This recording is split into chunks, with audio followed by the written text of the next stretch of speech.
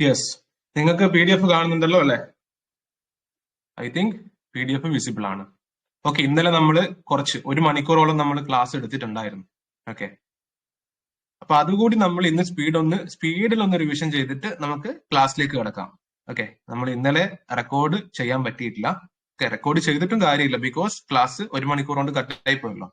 അതുകൊണ്ട് നമുക്ക് ഒന്നുകൂടി ഫസ്റ്റ് മുതലേ സ്റ്റാർട്ട് ചെയ്യാം. അത് ഫ്യൂച്ചറിൽ റെക്കോർഡിങ്സ് കാണുന്നവർക്കും ആ ഒരു ബെനിഫിറ്റ് ഉണ്ടാവും. Okay, so I think PDF visible ആണ് അല്ലെ? PDF വിസിബിൾ ആണല്ലോ.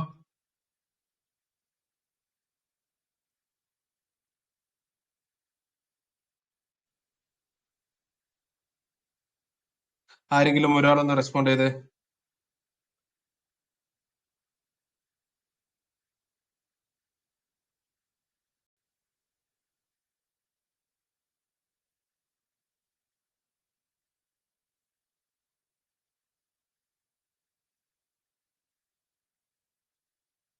യെസ്, മീനാക്ഷി വിസിബിൾ ആണ്.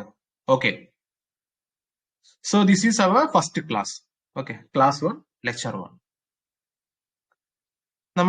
ഞാൻ പറഞ്ഞു ഓൾറെഡി നമ്മൾ ആദ്യം പഠിക്കാൻ മോഡേൺ ഹിസ്റ്ററി ആണ്, മോഡേൺ ഇന്ത്യ ആണ് അല്ലെ? മോഡേൺ ഇന്ത്യ പഠിക്കുന്നതിന് മുമ്പ് കുറച്ച് കാര്യങ്ങൾ, ഒരു ഓറിയന്റേഷൻ സെക്ഷൻ എന്ന പോലെ എന്ത് പഠിക്കണം, എങ്ങനെ പഠിക്കണം, ഏത് പഠിക്കണം എന്ന് മനസ്സിലാക്കാൻ വേണ്ടിയിട്ടാണ് ഈ ഒരു orientation session. Right. So first of all ഞാൻ പറഞ്ഞു മന്ത്ലി മാഗസീന് ഞാൻ പോസ്റ്റ് ചെയ്യുന്നുള്ളത്. ജാനുവരി 2024 മന്ത്ലി മാഗസീൻ ഞാൻ പോസ്റ്റ് ചെയ്തിട്ടുണ്ട്. അത് നിങ്ങൾ പഠിക്കണം.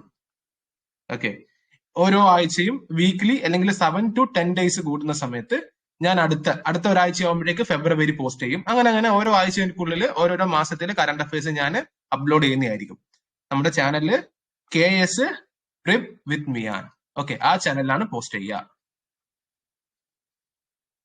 ഓക്കെ, സോ ഈ ക്ലാസ്സിന് ശേഷം ഞാൻ നിങ്ങളുടെ അടുത്ത് പറയും സ്പെക്ട്രത്തിലെ ഇന്ന ചാപ്റ്റർ ഇത് നിങ്ങൾ പഠിക്കണം എന്ന് കൂടി പറയും. ഓക്കെ, അത് ഞാൻ രാവിലെ തന്നെ ചാനലിൽ പറഞ്ഞിട്ടുണ്ടായിരുന്നു. അതൊന്ന് ക്ലാരിഫൈ ചെയ്യാൻ വേണ്ടിയിട്ടാണ്. സോ നമുക്ക് സ്റ്റാർട്ട് ചെയ്യാം അല്ലെ? ഞാൻ പറഞ്ഞു എന്ത് പഠിക്കണം, എങ്ങനെ പഠിക്കണം, ഏത് രീതിയിൽ പഠിക്കണം എന്ന് പലർക്കും അറിയില്ല. അതൊരു വലിയൊരു പ്രശ്നമാണ് KSന്റെ കാര്യത്തിൽ.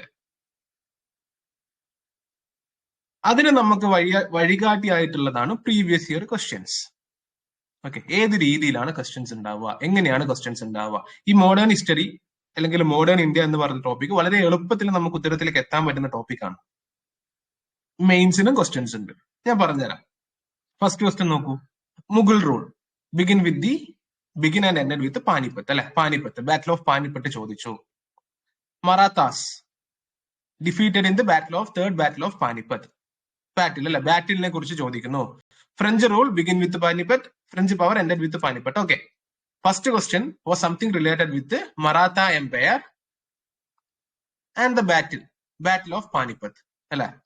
മറാത്ത എംപയറുമായി റിലേറ്റഡ് ആയിട്ടുള്ള ബാറ്റിലാണ് തേർഡ് ബാറ്റിൽ ഓഫ് പാനിപ്പത്ത് അല്ലെ? ഈ ബാറ്റിലിനെ കുറിച്ച് അറിയാൻ പറ്റിയാൽ വളരെ എളുപ്പത്തിൽ നമുക്ക് ഉത്തരത്തിലേക്ക് എത്താം. ഉത്തരം നമുക്ക് പിന്നെ പറയാൻ കിട്ടും. ഇത് ഉത്തരം പറയേണ്ടിയിട്ടുള്ള സെക്ഷൻ അല്ല, ജസ്റ്റ് നിങ്ങൾക്കൊന്ന് ജസ്റ്റ് ഒരു സ്റ്റാർട്ടിങ്ങിന് വേണ്ടിയിട്ടാണ്. ഇങ്ങനെയാണ് ക്വസ്റ്റ്യൻസ് വരുന്നത്, അത് കാണിച്ചു തരാൻ വേണ്ടിയിട്ടാണ്. ഓക്കെ, നമ്മൾ എല്ലാ ടോപ്പിക് പഠിക്കുന്നതിന് മുമ്പ് PYQ ജസ്റ്റ് ഒന്ന് അനലൈസ് ചെയ്യും.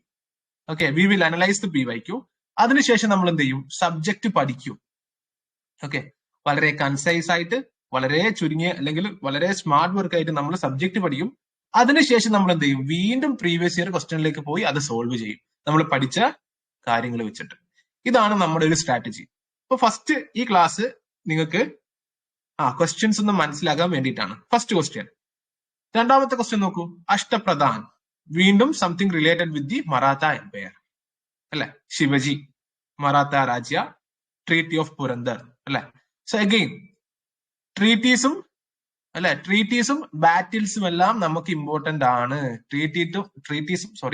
ട്രീറ്റീസും ബാറ്റിൽസും എല്ലാം നമ്മളെ സംബന്ധിച്ചിടത്തോളം മോഡേൺ ഹിസ്റ്ററിയിൽ ഇമ്പോർട്ടന്റ് ആണ് അല്ലെ? പല ബാറ്റിൽസിനും പല ട്രീറ്റീസും ഉണ്ട് അല്ലെ? എല്ലാ യുദ്ധവും കഴിയുന്നത് അവസാനം ഒരു ബാറ്റിലാണ്. അപ്പൊ അതൊക്കെ നമുക്ക് ഇമ്പോർട്ടന്റ് ആയി അല്ലെ? നമുക്ക് മനസ്സിലായി അല്ലെ? കറക്റ്റ് ആയിട്ടുള്ള ഒരു ഐഡിയ, അതായത് something you are getting something അല്ലെ? എന്തൊക്കെയോ കാര്യങ്ങൾ നിങ്ങൾക്ക് ഇങ്ങനെയാണല്ലേ. It's a gradual process. പതുക്കെ നിങ്ങൾക്ക് അത് മനസ്സിലാവും. അടുത്ത ക്വസ്റ്റ്യൻ നോക്കൂ. Who wrote the book A Nation in the Making? Okay. Book and authors. Book and authors. അവസാനത്തെ ക്വസ്റ്റ്യൻ നോക്കൂ. കഴിഞ്ഞ വർഷം മോഡേൺ ഇന്ത്യയിൽ 4 ക്വസ്റ്റ്യൻ ആണ് ചോദിച്ചിട്ടുണ്ടായിരുന്നത്. 4 ക്വസ്റ്റ്യനും എളുപ്പമായിരുന്നു. ഓക്കെ, വെരി സിമ്പിൾ ആയിട്ടുള്ള ക്വസ്റ്റ്യൻസ് ആണ്. നിങ്ങൾക്ക് ആദ്യത്തെ 2 ക്വസ്റ്റ്യൻ കാണുമ്പോൾ ഡിഫിക്കൽട്ട് ആയിട്ടൊക്കെ തോന്നുമെങ്കിലും കുറച്ച് പേർക്ക് തോന്നുന്നുണ്ടാവും, കുറച്ച് പേർക്ക് അത് എളുപ്പമായിരിക്കും പഠിച്ചവർക്ക്. വളരെ സിമ്പിൾ ആയിട്ടുള്ള ക്വസ്റ്റ്യൻ ആണ്. ബാറ്റിൽ ഓഫ് പാനിപ്പത്തിനെ കുറിച്ചൊക്കെ അറിയുന്നവർക്ക് വളരെ എളുപ്പത്തിൽ സോൾവ് ചെയ്യാൻ പറ്റുന്ന രീതിയിലുള്ള ക്വസ്റ്റ്യൻസ് ആണ്. അവസാനത്തെ ക്വസ്റ്റ്യൻ നോക്കൂ. Which ruler of south India planted tree of liberty? Again something related with Mysore kingdom അല്ലെ, മൈസൂർ കിങ്ഡം അല്ലെ. നിങ്ങൾക്ക് ഇപ്പൊ കറക്റ്റ് ആയിട്ട് ഒരു ഐഡിയ കിട്ടുന്നുണ്ട്. ഇങ്ങനെയാണല്ലേ. ഇത് ബേസിക്കലി ഒരു ഈസി ക്വസ്റ്റ്യൻ ആണ്. അപ്പൊ നമുക്ക് എന്തൊക്കെയാണ് പഠിക്കേണ്ടത്, ഏത് ഭാഗത്താണ് ഇമ്പോർട്ടൻസ് കൊടുക്കേണ്ടത്, ഏത് ഭാഗത്താണ് ടോപ്പിക്കുകൾ പ്രയോറിറ്റൈസ് ചെയ്യേണ്ടത് അല്ലെ, ഒരു സബ്ജക്ട് എടുത്ത് പഠിക്കുന്ന സമയത്താണ്. ഇപ്പം ചെറിയൊരു ഐഡിയ കിട്ടി അല്ലെ. ബാറ്റിൽസ് പഠിക്കണം, ഡിഫറെന്റ് ടൈപ്പ് ബാറ്റിൽസ് അല്ലെ. ആംഗ്ലോ കർണാട്ടിക് വാർ, ആംഗ്ലോ മൈസൂർ വാർ, മറാത്ത വാർ അല്ലെ, സിഖ് വാർ, പഞ്ചാബ്, അതൊക്കെ പഠിക്കണം. ഇതിന്റെ ഡിഫറെന്റ് ട്രീറ്റീസ് പഠിക്കണം അല്ലെ, ട്രീറ്റീസ് ഓഫ് ദി വാർ അല്ലെ. ഈ ബാറ്റിലിന്റെ കാലയളവ് പഠിക്കണം അല്ലെ. ഈ ബാറ്റിൽ ആരൊക്കെ തമ്മിൽ, എന്തൊക്കെ എങ്ങനെയൊക്കെ തമ്മിൽ, ഇതൊക്കെ നമുക്കിനി പഠിക്കണം. ഈ ടോപ്പിക് പഠിച്ചാൽ നമുക്ക് എന്താണ്, ഡെഫിനറ്റ്ലി 2 മാർക്ക് 3 മാർക്ക് നമുക്ക് കിട്ടും. ഇനി വരാൻ പോകുന്ന KASന് you can expect 4 to 6 mark പ്രിലിംസിന് questions from modern India. Okay, ഏകദേശം ഈ ഒരു രീതിയിലൊക്കെ തന്നെയായിരിക്കും ക്വസ്റ്റ്യൻസ് ഉണ്ടാവുക. പക്ഷെ കുറച്ചുകൂടി ഡിഫിക്കൽട്ട് പ്രതീക്ഷിക്കാം. 2020 ഇത് ഡിഫിക്കൽട്ട് ആയിട്ടുള്ള ക്വസ്റ്റ്യൻ ആയിരുന്നു. പക്ഷെ ഇപ്പം നമുക്ക് ഡിഫിക്കൽട്ട് അല്ല, ബിക്കോസ് ഇതിനുശേഷം ഒരുപാട് ഡിഫിക്കൽട്ട് ആയിട്ടുള്ള എക്സാം നമ്മൾ കണ്ടു കഴിഞ്ഞു. Anyway it's clear right. So മെയിൻസിന്റെ ക്വസ്റ്റ്യൻ ഇന്നലെ നമ്മൾ ഡിസ്കസ് ചെയ്യുകയാണ്. വൺസ് അഗെയിൻ മെയിൻസിന്റെ ക്വസ്റ്റ്യൻസ് അല്ലെ. 3 മാർക്കിന്റെ 4 ക്വസ്റ്റ്യനും 5 മാർക്കിന്റെ 1 ക്വസ്റ്റ്യനും ആയിരിക്കും നിങ്ങൾക്ക് മോഡേൺ ഇന്ത്യയിൽ ഉണ്ടാവുക. ഓക്കെ, ബേസിക്കലി 3 to 4 ക്വസ്റ്റ്യൻസ് 3 മാർക്കിന്റെ, അതായത് ഒരു 17-20 മാർക്ക് നിങ്ങൾക്ക് മെയിൻസിന് പ്രതീക്ഷിക്കാം ഫ്രം മോഡേൺ ഇന്ത്യ. സോ ആ ഒരു സബ്ജക്റ്റിന്റെ ഇമ്പോർട്ടൻസ് നിങ്ങൾ മനസ്സിലാക്കണം അല്ലെ. ക്വസ്റ്റ്യൻസ് ഒന്ന് നോക്കൂ. Colonialism, transformed peasantry as well as agrarian structure, exploitation of the British, destruction of the Indian agrarian structure അല്ലെ, അതിനെ കുറിച്ചാണ് ചോദിച്ചേക്കുന്നത്. എത്തിക്സ് ഓഫ് പഞ്ചശീൽ, ഇന്ത്യയും ചൈനയും തമ്മിലുള്ള Panchsheel. Integration of India with miraculous, ഇന്ത്യയുടെ ഇന്റഗ്രേഷൻ അല്ലെ, integration of the India. Modern policies of Mysore rulers, വീണ്ടും Mysore something which is equally important for prelims and mains അല്ലെ. ഇങ്ങനെയാണ് നിങ്ങൾ അനലൈസ് ചെയ്യേണ്ടത്. നിങ്ങൾക്ക് ഒരു കാര്യം മനസ്സിലായി, മൈസൂർ വെരി ഇമ്പോർട്ടന്റ് ആണ്. മൈസൂർ റൂളേഴ്സിന്, മൈസൂർ കിങ്ഡം ഒക്കെ അതിനെ കുറിച്ചൊക്കെ പഠിക്കാനല്ലേ. എങ്ങനെയാണ് മൈസൂർ മോഡേൺ പോളിസീസ് ട്രാൻസ്ഫോം ചെയ്തത്. Political freedom must mean the economic emancipation of masses, Indian struggle of independence. ഇതാണ് നമ്മുടെ മെയിൻസിന്റെ ക്വസ്റ്റ്യൻസ്. സ്ട്രീം 1 വന്നിട്ടുണ്ടായിരുന്ന മെയിൻസിന്റെ ക്വസ്റ്റ്യൻസ് ആണ്. ഓക്കെ, കാണുമ്പോൾ നമുക്ക് കടുപ്പായി തോന്നും, ആദ്യമായി കാണുന്നവരൊക്കെ ആണെങ്കിൽ കടുപ്പായി തോന്നും. ബട്ട് ആക്ച്വലി എല്ലാം ഡയറക്റ്റ് ആയിട്ടുള്ള ക്വസ്റ്റ്യൻസ് ആണ്, ഇൻഡയറക്റ്റ് ആയിട്ടുള്ള ക്വസ്റ്റ്യൻസ് അല്ല. നമ്മൾ ടോപ്പിക്കുകൾ പഠിച്ചു കഴിഞ്ഞാൽ നമുക്ക് ഉത്തരത്തിലേക്ക് എത്താൻ പറ്റുന്ന, എഴുതാൻ പറ്റുന്ന രീതിയിലുള്ള ക്വസ്റ്റ്യൻസ് ആണ്. പിന്നെ ഒരു വെല്ലുവിളി എന്ന് പറഞ്ഞാൽ ആ ലിമിറ്റഡ് ആയിട്ടുള്ള ടൈമിൽ, ആ ലിമിറ്റഡ് ആയിട്ടുള്ള സ്പേസിൽ നിങ്ങൾ ഉത്തരം എഴുതുന്നതിന് അനുസരിച്ചിട്ടാണ്. അതുപോലെ നമുക്ക് സ്ട്രീം 3ന്റെതും പേപ്പർ ഉണ്ടായിരുന്നു. കഴിഞ്ഞ വർഷം സ്ട്രീം 3യുടെ കുറച്ച് ലീഗൽ പ്രശ്നങ്ങളൊക്കെ കൊണ്ട് സെപ്പറേറ്റ് ആയിട്ടാണ് എക്സാം നടന്നിട്ടുള്ളത്. ഓക്കെ, അതുകൊണ്ട് തന്നെ ഒരു മെയിൻസിന്റെ ക്വസ്റ്റ്യൻ പേപ്പർ കൂടി എക്സ്ട്രാ ഉണ്ട് നമുക്ക്. സ്ട്രീം 3യുടെ ആണ്. സ്ട്രീം 1 വെച്ച് കമ്പയർ ചെയ്യുമ്പോൾ സ്ട്രീം 3യുടെ ക്വസ്റ്റ്യൻസ് വാസ് ഈസി. അത്ര എളുപ്പമൊന്നുമല്ല, was easy. Administrative reforms implemented by Lord Cornwallis അല്ലെ. William Bentinck, evil practices from the Indian society. Agricultural crops deforestation. What are the merits of Raidwari system in comparison with the permanent settlement? Revenue collection. You have to know the sequence. Raidwari permanent settlement വരുന്നു, Raidwari system വരുന്നു, Mahalwari system വരുന്നു അല്ലെ. Permanent സെറ്റിൽമെന്റിൽ ഒരുപാട് പ്രശ്നങ്ങൾ ഉള്ളത് കൊണ്ടാണ്, അല്ലെങ്കിൽ അതിൽ ഒരുപാട് ഡീമെറിറ്റുകൾ ഉള്ളത് കൊണ്ടാണ് റൈഡ്വാരി സിസ്റ്റം വന്നത്. റൈഡ്വാരി സിസ്റ്റത്തില് ഒരുപാട് ഡിഫക്റ്റുകൾ ഉള്ളത് കൊണ്ടാണ് പിന്നീട് മഹൽവാരി സിസ്റ്റം വരുന്നത് അല്ലെ. ഇതൊക്കെ ആ ഒരു സീക്വൻസിൽ പഠിച്ചു കഴിഞ്ഞാൽ ഇറ്റ് ഈസ് വെരി ഈസി അല്ലെ, what are the merits of ryotwari system comparison with the permanent settlement. ഒരാൾക്ക് അറിയണം അല്ലെ, ആദ്യം ഏത് സെറ്റിൽമെന്റ് ആണ് വന്നത്? പെർമനന്റ് സെറ്റിൽമെന്റ് അല്ലെ, ജമീന്ദാരി സിസ്റ്റം. അവിടെ ജമീന്ദാസ് ആയിരിക്കും പൈസ കളക്ട് ചെയ്യുക, മിഡിൽ മാൻ ഉണ്ടാവും അല്ലെ. പിന്നീട് റേറ്റ്വാരി സിസ്റ്റം വരുന്നു, മിഡിൽ മാൻ ഒഴിവാക്കിയിട്ട് ഡയറക്റ്റ്. അപ്പൊ ആ ഒരു രീതിയിൽ നമ്മൾ ഈ ഒരു ക്രൊണോളജി പഠിച്ചു കഴിഞ്ഞാൽ നമുക്ക് കുറച്ചുകൂടി എളുപ്പത്തിൽ കാര്യങ്ങൾ മനസ്സിലാവും അല്ലെ. ഇതിൽ ഏത് സിസ്റ്റമാണ് ആദ്യം വന്നത് അല്ലെ, എന്തുകൊണ്ടാണ് ആദ്യം ഫസ്റ്റ് വന്നത്, പിന്നെ രണ്ടാമത്തേത് വന്നത്, അതിന്റെ റീസൺ എന്താണെന്ന് അറിയാത്തവന് ഇതിന്റെ ഉത്തരം കിട്ടില്ല. പിന്നീട് recommendation by the William Hunter education commission, civil disobedience movement. Okay, so modern ഹിസ്റ്ററിയെ സംബന്ധിച്ചിടത്തോളം ക്രൊണോളജി കറക്റ്റ് ആയിട്ട് മനസ്സിലാക്കി കഴിഞ്ഞാൽ it will be very easy for to get the answers. So ഇതാണ് നമ്മുടെ ഫസ്റ്റത്തെ ഓറിയന്റേഷൻ സെഷൻ. ഐ തിങ്ക് കുറച്ച് കാര്യങ്ങളെങ്കിലും, എല്ലാം നിങ്ങൾക്ക് ഒറ്റയടിക്ക് മനസ്സിലാവണമെന്ന് ഞാൻ പറയില്ല. ഞാൻ പറഞ്ഞില്ലേ, this is A gradual process. Exam എന്ന് പറഞ്ഞാൽ ഒരു ഗ്രാജുവൽ പ്രോസസ് ആണ്. Believe me, it will take time. നമുക്ക് കാര്യങ്ങൾ മനസ്സിലാവാൻ സമയം എടുക്കും. ഒറ്റയടിക്കൊന്നും എല്ലാ കാര്യങ്ങളും മനസ്സിലാവണം എന്നില്ല. ബട്ട് നമ്മൾ പഠിച്ച് ഒരു രീതിയിൽ എത്തിക്കഴിഞ്ഞാൽ, കൺസിസ്റ്റൻസി കീപ്പ് ചെയ്ത് നമ്മൾ ഈ ഒരു പ്രോസസ്സിലേക്ക് എത്തിക്കഴിഞ്ഞാൽ it will be very easy. Okay, I think it's clear right. ഏത് രീതിയിലാണ് ക്വസ്റ്റ്യൻസ്, എങ്ങനെയാണ് ക്വസ്റ്റ്യൻസ് വരുന്നത് നിങ്ങൾക്ക് അറിയാം അല്ലെ. പിന്നെ എത്ര സ്പേസിന്റെ കാര്യമൊക്കെ ഞാൻ കഴിഞ്ഞ ക്ലാസ്സിൽ ഡിസ്കസ് ചെയ്തതാണ്. 3 മാർക്കിന് ഇത്ര, 5 മാർക്കിന് ഇത്ര, 14 വരി, 6 വരി, 5 വരി എന്നൊക്കെ കഴിഞ്ഞ ക്ലാസ്സിൽ ഡിസ്കസ് ചെയ്തതാണ്. So it's clear. First part is clear. നിങ്ങൾക്കിപ്പോ അറിയാം അല്ലെ ഏതൊക്കെ പോർഷൻസ് ഇമ്പോർട്ടന്റ് ആണ്. ഇത് മാത്രം പഠിക്കണം എന്നല്ല ഞാൻ പറയുന്നത്, ബട്ട് ക്വസ്റ്റ്യൻസ് ചോദിക്കുന്ന ഏരിയാസ് ഇതൊക്കെയാണ് അല്ലെ. ചോദിക്കുന്ന PSC ക്വസ്റ്റ്യൻസ് ചോദിക്കുന്ന ഏരിയാസ് ആദ്യം കംപ്ലീറ്റ് ചെയ്യുക, അതിനുശേഷം നമുക്ക് ചോദിക്കാത്ത പോർഷനിലേക്ക് പോവാം. ഇതാണ് subject prioritisation. Okay, this is subject prioritisation. I think it's clear. So നമുക്ക് അടുത്ത ഭാഗത്തിലേക്ക് പോവാം. ലെക്ചർ 1. സോ ഈ PDF ഞാൻ ഗ്രൂപ്പിലേക്ക് ഇടാം കേട്ടോ. കറണ്ട് അഫയേഴ്സ് ഓൾറെഡി ഞാൻ അപ്ലോഡ് ചെയ്തിട്ടുണ്ട്. You can see here.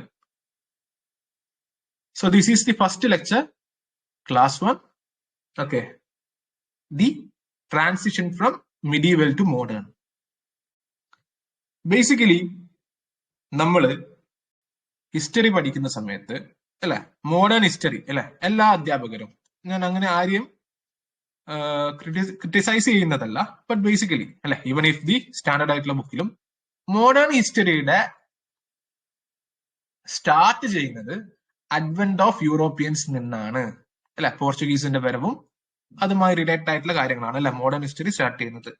പക്ഷേ യഥാർത്ഥത്തിൽ അതിന് മുന്നോടിയായ ഒരു ട്രാൻസിഷൻ പീരീഡ് ഉണ്ട് അല്ലെ. മിഡീവൽ ടു മോഡേണിലേക്ക് ഒരു ട്രാൻസിഷൻ പീരീഡ് ഉണ്ട്. ഈ ട്രാൻസിഷൻ പീരീഡിൽ എന്തൊക്കെയാണ് സംഭവിക്കുന്നത്, എല്ലാ കാര്യങ്ങളും നമുക്ക് പഠിക്കാൻ പറ്റില്ല. പക്ഷെ കുറച്ചെങ്കിലും മിഡീവൽ നിന്ന് മോഡേണിലേക്ക് വരുന്ന സമയത്ത് നമ്മുടെ 18th സെഞ്ചുറിയിൽ ഇന്ത്യയിൽ നടന്നിട്ടുള്ള കുറച്ച് കാര്യങ്ങൾ അല്ലെ, that period, transition period 18th century, അത് നടന്നിട്ടുണ്ടെങ്കിൽ പിന്നീട് നമുക്ക് മോഡേൺ ഹിസ്റ്ററി പഠിക്കുന്ന സമയത്ത് it will be very easy for everything to understand. വളരെ എളുപ്പത്തിൽ ബാക്കിയുള്ള കാര്യങ്ങളൊക്കെ നമുക്ക് മനസ്സിലാക്കാൻ പറ്റും. ഓക്കെ, സോ 18th സെഞ്ചുറി എന്ന് പറയുമ്പോൾ അറിയാം. ഓക്കെ, 18th സെഞ്ചുറി എന്ന് പറയുമ്പോൾ A term period of 1700 to 1799.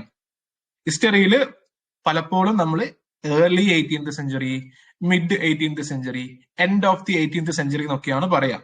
അപ്പോ ഈ ഒരു ടൈം പീരീഡ് എപ്പോഴാണെന്ന് നിങ്ങൾക്കത് മനസ്സിലാവണം. ഒരുപാട് പേർക്ക് അറിയാം. This is just a basic അല്ലെ. Early 15th century, 16th century, 17th century, end of the 17th century എന്നൊക്കെ പറയുമ്പോൾ അതെന്താണെന്ന് മനസ്സിലാക്കണം അല്ലെ. 16th സെഞ്ചുറി എന്ന് പറയുമ്പോൾ 1500 മുതൽ 1599 വരെയുള്ള കാലഘട്ടത്തിനെയാണ് 16th സെഞ്ചുറി എന്ന് പറയാം. അപ്പൊ ഹിസ്റ്ററിയിൽ നിങ്ങൾക്കൊക്കെ ഇത് അറിയായിരിക്കും, എന്നാലും ഞാൻ അറിയാത്തവരുണ്ടെങ്കിൽ ജസ്റ്റ് ഒന്ന് നോട്ട് ചെയ്യാം. ബാക്കി കാര്യം എന്ന് പറഞ്ഞാൽ നമ്മൾ പഠിക്കുന്ന സമയത്ത് middle of the decade of the 18th century, end of the 18th century, starting of the 19th century എന്നൊക്കെയാണ് പറയാം. അപ്പൊ ഇത് ഏത് ടൈം പീരീഡ് ആണെന്നുള്ളത് നിങ്ങൾക്ക് നിങ്ങളുടെ മൈൻഡിൽ ഉണ്ടാവണം. That's also clear. So basically നമ്മുടെ ആൻഷ്യന്റ് അല്ലെ ഹിസ്റ്ററി നമുക്ക് 3 രീതിയിൽ ഡിവൈഡ് ചെയ്യാം: ആൻഷ്യന്റ്, മിഡീവൽ ആൻഡ് മോഡേൺ. ഇതിന്റെ ഡിവിഷനുമായി ബന്ധപ്പെട്ട് ഒരുപാട് പെർസ്പെക്ടീവ്സ് ഉണ്ട്, which is not important for us. But basically ancient, medieval and modern is something colonial approach.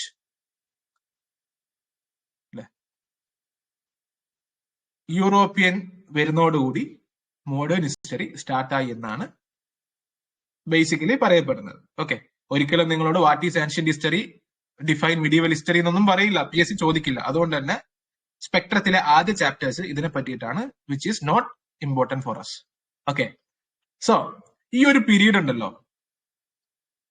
The transition period from medieval to modern അല്ലെ, 18th century. ഈ 18th സെഞ്ചുറിയിൽ ഒരുപാട് കാര്യങ്ങൾ നടക്കുന്നുണ്ട് അല്ലെ. Decline of the Mughal emperor, middle അല്ല, Mughal emperor. നമ്മൾ ഇന്നലെ പറഞ്ഞു അല്ലെ, വൺ ഓഫ് ദി സ്ട്രോങ്സ്റ്റ് ആയിട്ടുള്ള ഒരു മുഗൾ എംപറർ ആയിരുന്നു ഔറംഗസീബ് അല്ലെ. ഔറംഗസീബിന്റെ മരണത്തിന് ശേഷം നമുക്ക് മുഗൾസിനെ ലേറ്റർ മുഗൾസ് എന്ന് ക്ലാസിഫൈ ചെയ്യാൻ പറ്റും.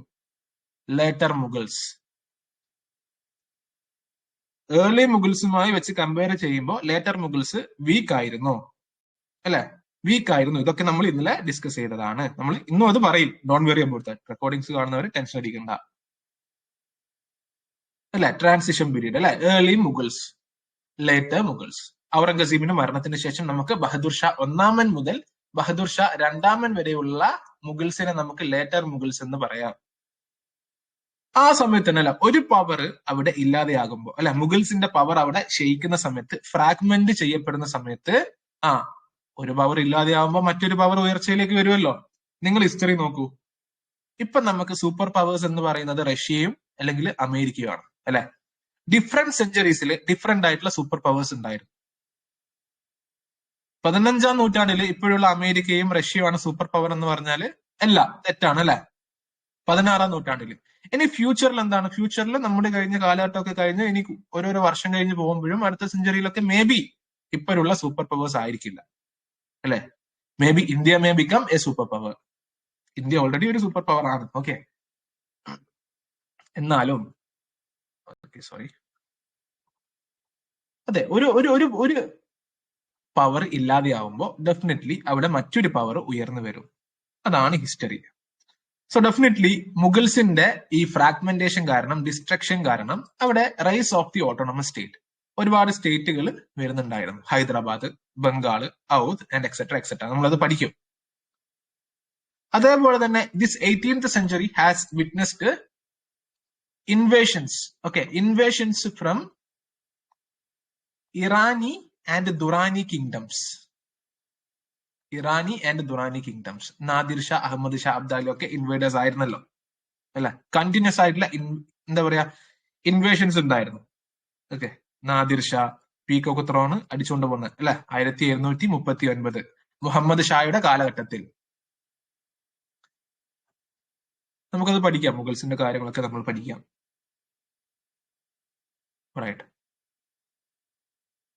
അതേപോലെ തന്നെ യൂറോപ്യൻസിന്റെ വരവും അല്ലെ. This 18th century has also, യൂറോപ്യൻസിന്റെ പവർ മാത്രമല്ല, നമ്മൾ അവരുടെ സ്ട്രഗിൾസും അവർ തമ്മിലുള്ള ബാറ്റിൽസും എല്ലാം ഈ 18th സെഞ്ചുറിയിൽ കണ്ടിട്ടുണ്ട് അല്ലെ. അപ്പോ ഈ മുഗൾസിന്റെ ശക്തി ക്ഷയിക്കാനുള്ള കാരണം ഏതൊക്കെയാണെന്ന് ചോദിച്ചു കഴിഞ്ഞാൽ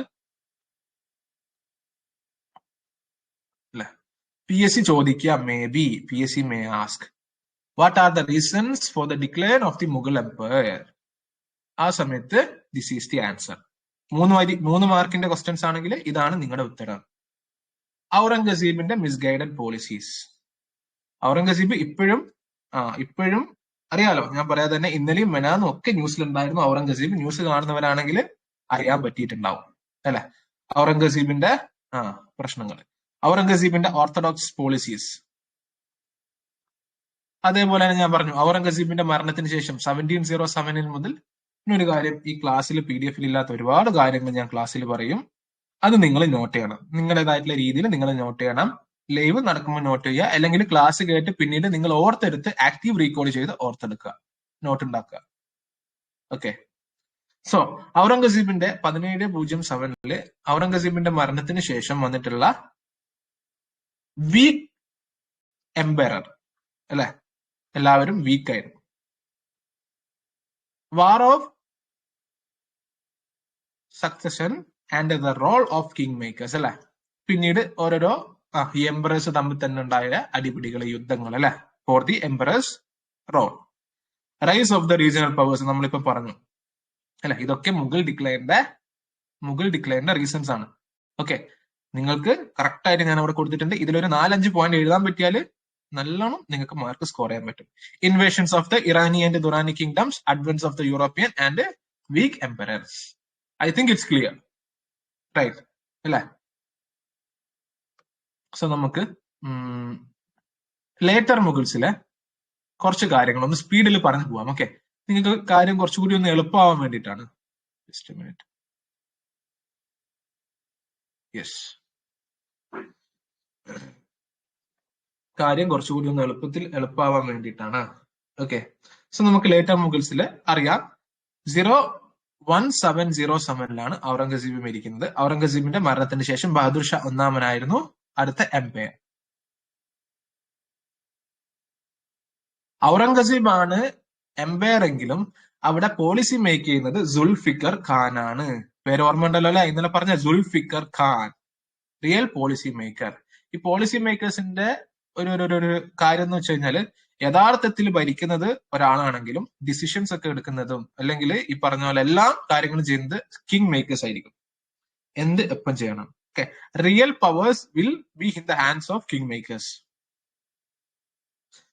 ബഹദൂർ ഷാ ഒന്നാമൻ he was having pacific policies അല്ലെ? pacific policies എന്ന് പറയുമ്പോൾ സമാധാനം.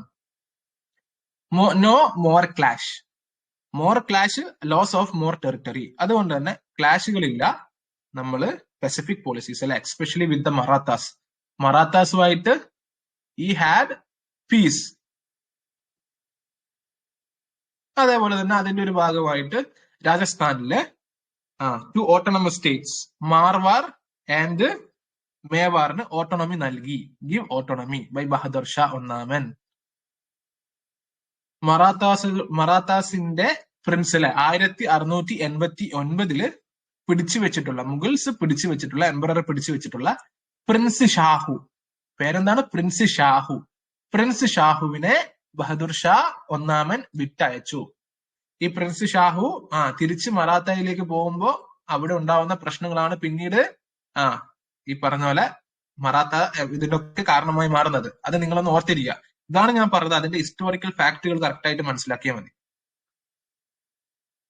അതേപോലെ തന്നെ മറാത്താസിന് സർദേശ് മുഖി ടാക്സ് കളക്ഷൻ, സർദേശ് മുഖി ഇത് കളക്ട് ചെയ്യാനുള്ള പെർമിഷനും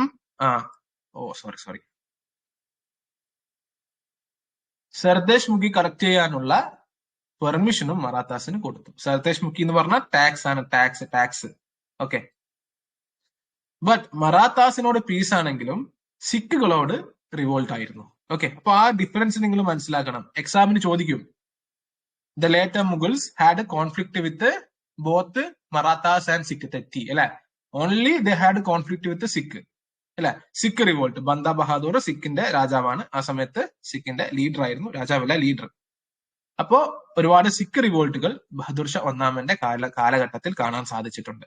വാട്ട് ഈസ് ദ റീസൺ അല്ലെ? മറാത്താസിനോട് സമാധാനവും സിഖുകളോട് റിവോൾട്ടും അടിപിടിയും ആവാനുള്ള reason. This is the India. Just imagine, this is the place. അപ്പൊ ഈ ഒരു പ്ലേസിന്റെ കൺട്രോള് എംപയേഴ്സിന് കിട്ടിക്കഴിഞ്ഞാൽ, മുഗൾ എംപയേഴ്സിന് കിട്ടിക്കഴിഞ്ഞാൽ ഇറ്റ് വിൽ ബി ബെനിഫിറ്റ്. കാരണം ഇന്ത്യയിലേക്ക് വരുന്ന ഇൻവേഷൻസ് ഒക്കെ അപ് ടു 95% ഇൻവേഷൻസും ഈ ഒരു റീജിയനിൽ നിന്നാണ് വരുന്നത് അല്ലെ? ഇറാനി ദുറാനി ഇൻവേഷൻസ് എല്ലാം. അപ്പൊ ഈ ഒരു റീജിയൻ മുഗൾ എംപയറിന്റെ കൈ കിട്ടിക്കഴിഞ്ഞാൽ it will be good for them. അതുകൊണ്ട് തന്നെ സിഖുകളായിട്ട് കോൺഫ്ലിക്ട് ആയിരുന്നു. This is one of the reason. ഒരു റീസൺ മാത്രമാണ് അല്ലെ? അപ്പൊ നിങ്ങളോട് ചോദിക്കുകയാണ് PSC, what was the main reason why empire അല്ലെ later Mughals have conflict with Sikh but not having Marathas. മറാത്തകളോട് കോൺഫ്ലിക്ട് ഇല്ല, പക്ഷെ സിഖുകളോട് കോൺഫ്ലിക്ട് ഉണ്ട്. ഉത്തരം നിങ്ങൾക്കിപ്പോ നിങ്ങളുടെ മൈൻഡിലുണ്ട് അല്ലെ? അത് പേപ്പറിലേക്ക് ആക്കിയാൽ മതി. So you have to learn this kind of things. Right. Clear. പിന്നീട് ജഹന്തർ ഷാ. ഓക്കെ,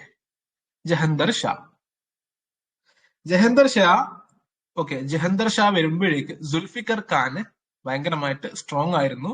സുൽഫിക്കർ ഖാന്റെ പപ്പറ്റ് എന്നാണ് ജഹന്തർ ഷാ അറിയപ്പെടുന്നത്. പപ്പറ്റ് എന്ന് പറഞ്ഞാൽ എന്താ അറിയാലോ? കളിപ്പാട്ട അല്ലെ? യുനോ അങ്ങനെ ബേസിക് ആയിട്ടുള്ള കാര്യങ്ങൾ നിങ്ങൾക്ക് അറിയാം. സുൽഫിക്കർ ഖാന്റെ പപ്പറ്റ് എന്നറിയപ്പെടുന്ന റൂളർ ആയിരുന്നു ജഹന്തർ ഷാ. ജഹന്തർ ഷാ അബോളിഷ്ഡ് ജസിയ. ജസിയ മീൻസ് റിലീജിയസ് ടാക്സ്. കേട്ടിട്ടുണ്ടാവും നിങ്ങൾ, റിലീജിയസ് ടാക്സ്. അല്ലെ? റിലീജിയസ് ടാക്സ്, മറ്റ് മതത്തിലുള്ളവരെ ടാക്സ് ഏർപ്പെടുത്തുക. ബേസിക്കലി ഈ റിലീജിയസ് ടാക്സ് അക്ബർ അബോളിഷ് ചെയ്തതാണ്. പിന്നീട് ഔറംഗസീബ് വന്നിട്ട് റീഇൻട്രൊഡ്യൂസ് ചെയ്യുന്നു. ഔറംഗസീബിന് ശേഷം ജഹന്തർ ഷാ വന്നിട്ട് അതിനെ വീണ്ടും അബോളിഷ് ചെയ്യുന്നു. ഈ ഒരു ക്രോണോളജി കറക്റ്റ് ആയിട്ട് മനസ്സിലാക്കുക. അക്ബർ വന്ന് അബോളിഷ് ചെയ്യുന്നു, അല്ലെ? ഫസ്റ്റ് ഇൻട്രൊഡ്യൂസ് ചെയ്യുന്നത് കുത്തുബ് ബിൻ ഐബക് ആണ് കേട്ടോ, കുത്തുബ് ബിൻ ഐബക്. അതിനുശേഷം അക്ബർ വന്നത് അബോളിഷ് ചെയ്യുന്നു. ഔറംഗസീബിന്റെ ഓർത്തഡോക്സ് പോളിസീസ് നമുക്കറിയാം, ഇറ്റ് വാസ് സംവാട്ട് ക്രൂവൽ, അല്ലെ? ഔറംഗസീബ് വന്ന് റീഇൻട്രൊഡ്യൂസ് ചെയ്യുന്നു. പിന്നീട് ജഹന്തർ ഷാ വന്നത് അബോളിഷ് ചെയ്യുന്നു. ഈ ഒരു സീക്വൻസ് മനസ്സിലാക്കണം. Also introduced revenue farming called ijara. Ijara എന്നാണ്, ഇജ്റ. അതിനൊരു എവിൽ പ്രാക്ടീസ് ആയിട്ടാണ് കണക്കാക്കിയത്. ഓക്കെ, ഒരു എവിൽ ടാക്സ് പ്രാക്ടീസ്. അതിന്റെ കൂടെ ജഹന്തർ ഷാ എന്ത് ചെയ്തു? ഓൾറെഡി ബഹാദൂർ ഷാ ഒന്നാമൻ സർദേശ് മുഖി കളക്ട് ചെയ്യാനുള്ള പെർമിഷൻ കൊടുത്തു. ജഹന്തർ ഷാ വന്ന് വീണ്ടും സർദേശ് മുഖിയും അതിന്റെ കൂടെ ചൗത്ത്, ഓക്കെ, ചൗത്ത് എന്ന് പറഞ്ഞാൽ ഹിന്ദിയിൽ 1/4. ഓൾസോ വിച്ച് മീൻസ് ടാക്സ് 1/4, 4 ഭാഗം. ചൗത്ത് കളക്ട് ചെയ്യാനുള്ള പെർമിഷനും കൊടുക്കുകയാണ് മറാത്താസിന്. വിച്ച് മീൻസ് മറാത്താസുമായിട്ട് ഇപ്പോഴും പീസാണ്.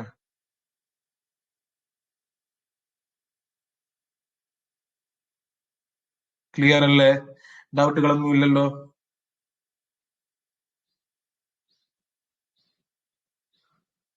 പിന്നീട് അടുത്ത റൂളറാണ് ഫാറൂഖ് ഷിയാർ, അല്ലെ? Farrukh Siyar with the help of Sayyid brothers, അല്ലെ? സയ്യിദ് ബ്രദേഴ്സ്, പുതിയ കിങ് മേക്കർ വരികയാണ്. സയ്യിദ് ബ്രദേഴ്സ് നിങ്ങൾ കേട്ടിട്ടുണ്ടാവും.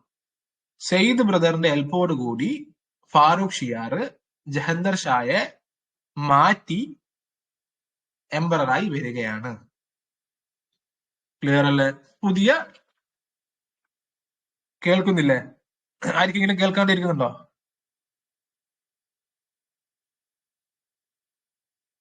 സൗണ്ടിന് പ്രശ്നമുണ്ടോ? കേൾക്കാം. ഓക്കെ, മുഹസിന ജസ്റ്റ് ഒന്ന് ലെഫ്റ്റ് അടിച്ചിട്ട് ഒന്നും കൂടിയും ഒന്ന് ജോയിൻ ചെയ്തേ.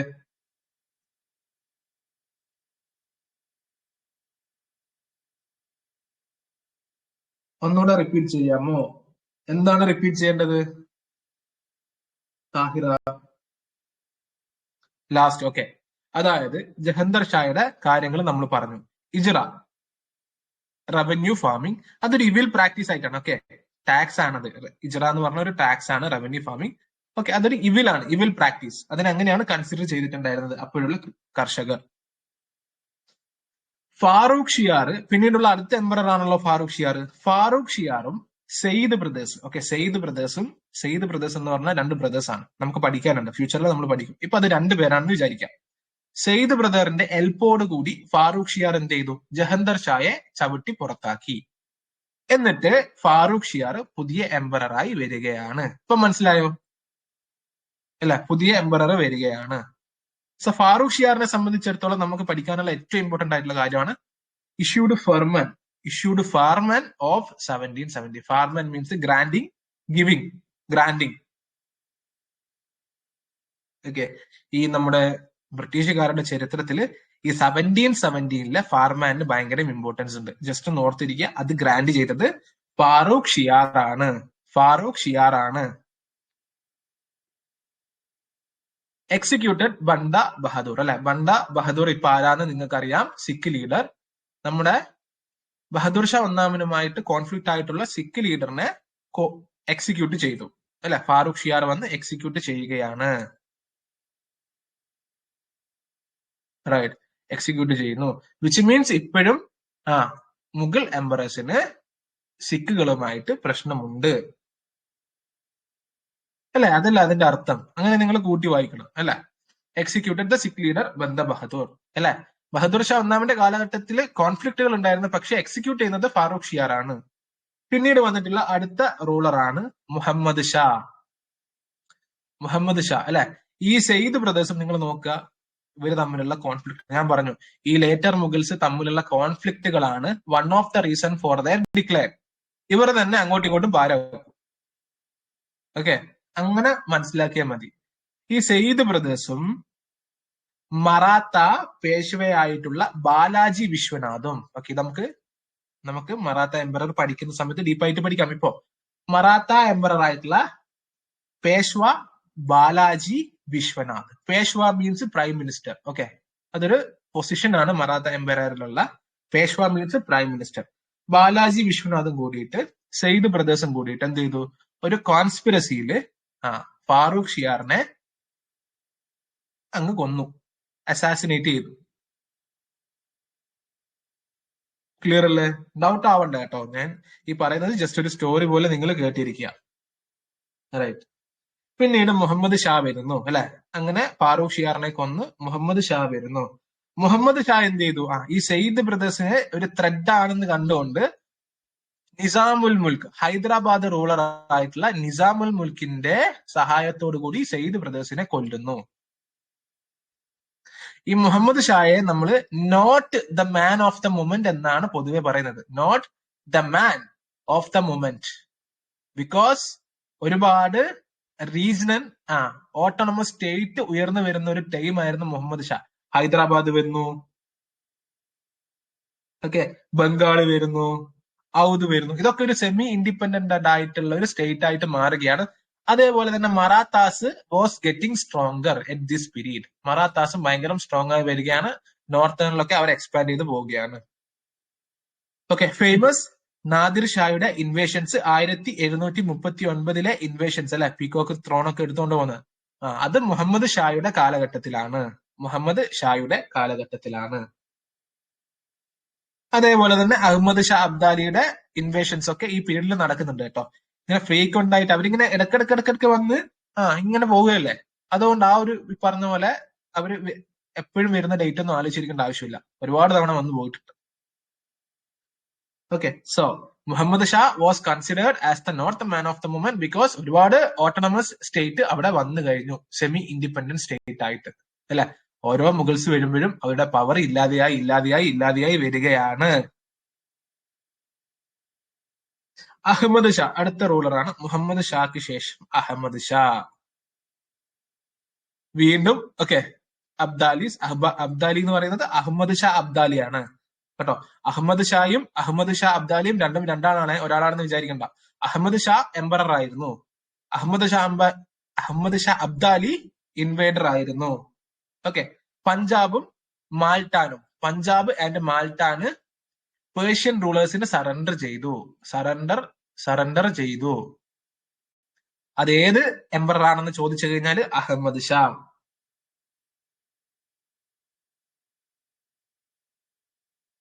ക്ലിയർ അല്ലേ? പിന്നീട് അഹമ്മദ് ഷായുടെ കാലഘട്ടത്തിൽ കുറച്ച് കാര്യങ്ങൾ കൂടിയുണ്ട്. ഇമാദുൽ മുൽക്ക്, ഓക്കെ, ഇമാദുൽ മുൽക്ക് പുതിയ കിങ് മേക്കർ ആയി വരുന്നു. ഓക്കെ, പുതിയൊരു കിങ് മേക്കർ ആയി വരുന്നു. പോളിസി മേക്കേഴ്സ് നമ്മളത് ഓൾറെഡി പറഞ്ഞതാണ്, അല്ലെ? കിങ് മേക്കർ എന്ന് പറഞ്ഞാൽ പോളിസി മേക്കർ. പിന്നീട് അഹമ്മദ് ഷായുടെ മരണത്തിന് ശേഷം ഒരുപാട് മുഗൾസ് വരുന്നുണ്ട്. ഓക്കെ, കുറച്ച് മാസങ്ങൾക്കും കുറച്ച് ഇതിനൊക്കെ നമുക്കത് അതൊന്നും പഠിക്കണ്ട. അടുത്ത ഒരു എംപറർ അലാംഗീർ രണ്ടാമൻ. ഓക്കെ, അലാംഗീർ രണ്ടാമൻ ഇമാദുൽ മുൽക്കിന്റെ പപ്പറ്റ് റൂളറായി മാറി, അല്ലെ? വീണ്ടും ഹിസ്റ്ററി റിപ്പീറ്റ് ചെയ്യുകയാണ്. നിങ്ങളൊന്ന് ആലോചിച്ച് നോക്കൂ, അല്ലെ? പപ്പറ്റ് റൂളറായി മാറുന്നു, പോളിസി മേക്കർ ആകുന്നു, വീണ്ടും അടുത്ത ആൾ വരുമ്പോൾ അത് പപ്പറ്റ് റൂളർ ആകുന്നു, അല്ലെ? This history is repeating. ഇതാണ് നമ്മുടെ ചരിത്രം. ഇതിങ്ങനെ റിപ്പീറ്റ് ചെയ്തുകൊണ്ടേയിരിക്കും പല ഫോമുകളിൽ. പേരുകൾ മാറുന്നേ ഉള്ളൂ. ആദ്യം സുൽഫിക്കർ ഖാൻ ആയിരുന്നു, പിന്നീട് സയ്യിദ് ബ്രദേഴ്സായി, ഇപ്പൊ ഇമാദുൽ മുൽക്കായി, അല്ലെ? ഇമാദുൽ മുൽക്കിന്റെ പപ്പറ്റ് റൂളറായി അലാംഗീർ രണ്ടാമൻ മാറി. അലാംഗീർ രണ്ടാമന്റെ കാലഘട്ടത്തിലായിരുന്നു ബാറ്റിൽ ഓഫ് പ്ലാസി നടക്കുന്നത്, അല്ലെ? ബാറ്റിൽ ഓഫ് പ്ലാസി, അതായത് റോബർട്ട് ക്ലൈവും the nawab of Bengal, famous battle of Plassey 1757, അല്ലെ? അതൊക്കെ നമുക്ക് ഡീറ്റെയിൽ ആയിട്ട് പഠിക്കാനുണ്ട്. ബാറ്റിൽ ഓഫ് പ്ലാസിക്ക് ശേഷം ബ്രിട്ടീഷ് ഡോമിനൻസ് ഇൻക്രീസ് ചെയ്തു, അല്ലെ? പിന്നെയും അബ്ദാലിയുടെ ഇൻവേഷൻസ് ഫ്രീക്വന്റ് ആയിട്ട് ഇങ്ങനെ വന്നുകൊണ്ട് ആക്രമിച്ചുകൊണ്ടിരിക്കുകയാണ് കേട്ടോ. ഷാ ആലം രണ്ടാമൻ, അതിനുശേഷം ഷാ ആലം രണ്ടാമൻ വരുന്നു, അല്ലെ? ഒരു കാര്യം ശ്രദ്ധിക്കുക, ഈ അലാംഗീറിനെ കൊല്ലുന്നത് ഇമാദുൽ മുൽക്ക് തന്നെയാണ് കേട്ടോ. ഇമാദുൽ മുൽക്കാണ് ഈ അലാംഗീർ രണ്ടാമനെ കൊല്ലുന്നത്, മർഡർ ചെയ്യുന്നത്. പിന്നീട് ഷാ ആലം രണ്ടാമൻ, ഓക്കെ, കാലഘട്ടത്തിലായിരുന്നു തേർഡ് ബാറ്റിൽ ഓഫ് പാനിപ്പത്ത് നടക്കുന്നത്. ബാറ്റിൽ ഓഫ് ബക്സാർ അല്ലെ, 1761 ബാറ്റിൽ ഓഫ് പാനിപ്പത്ത് നമുക്ക് പഠിക്കാണ്ട, നമ്മുടെ PYQ ആണ് KS-ന്റെ. Battle of Buxar in 1764.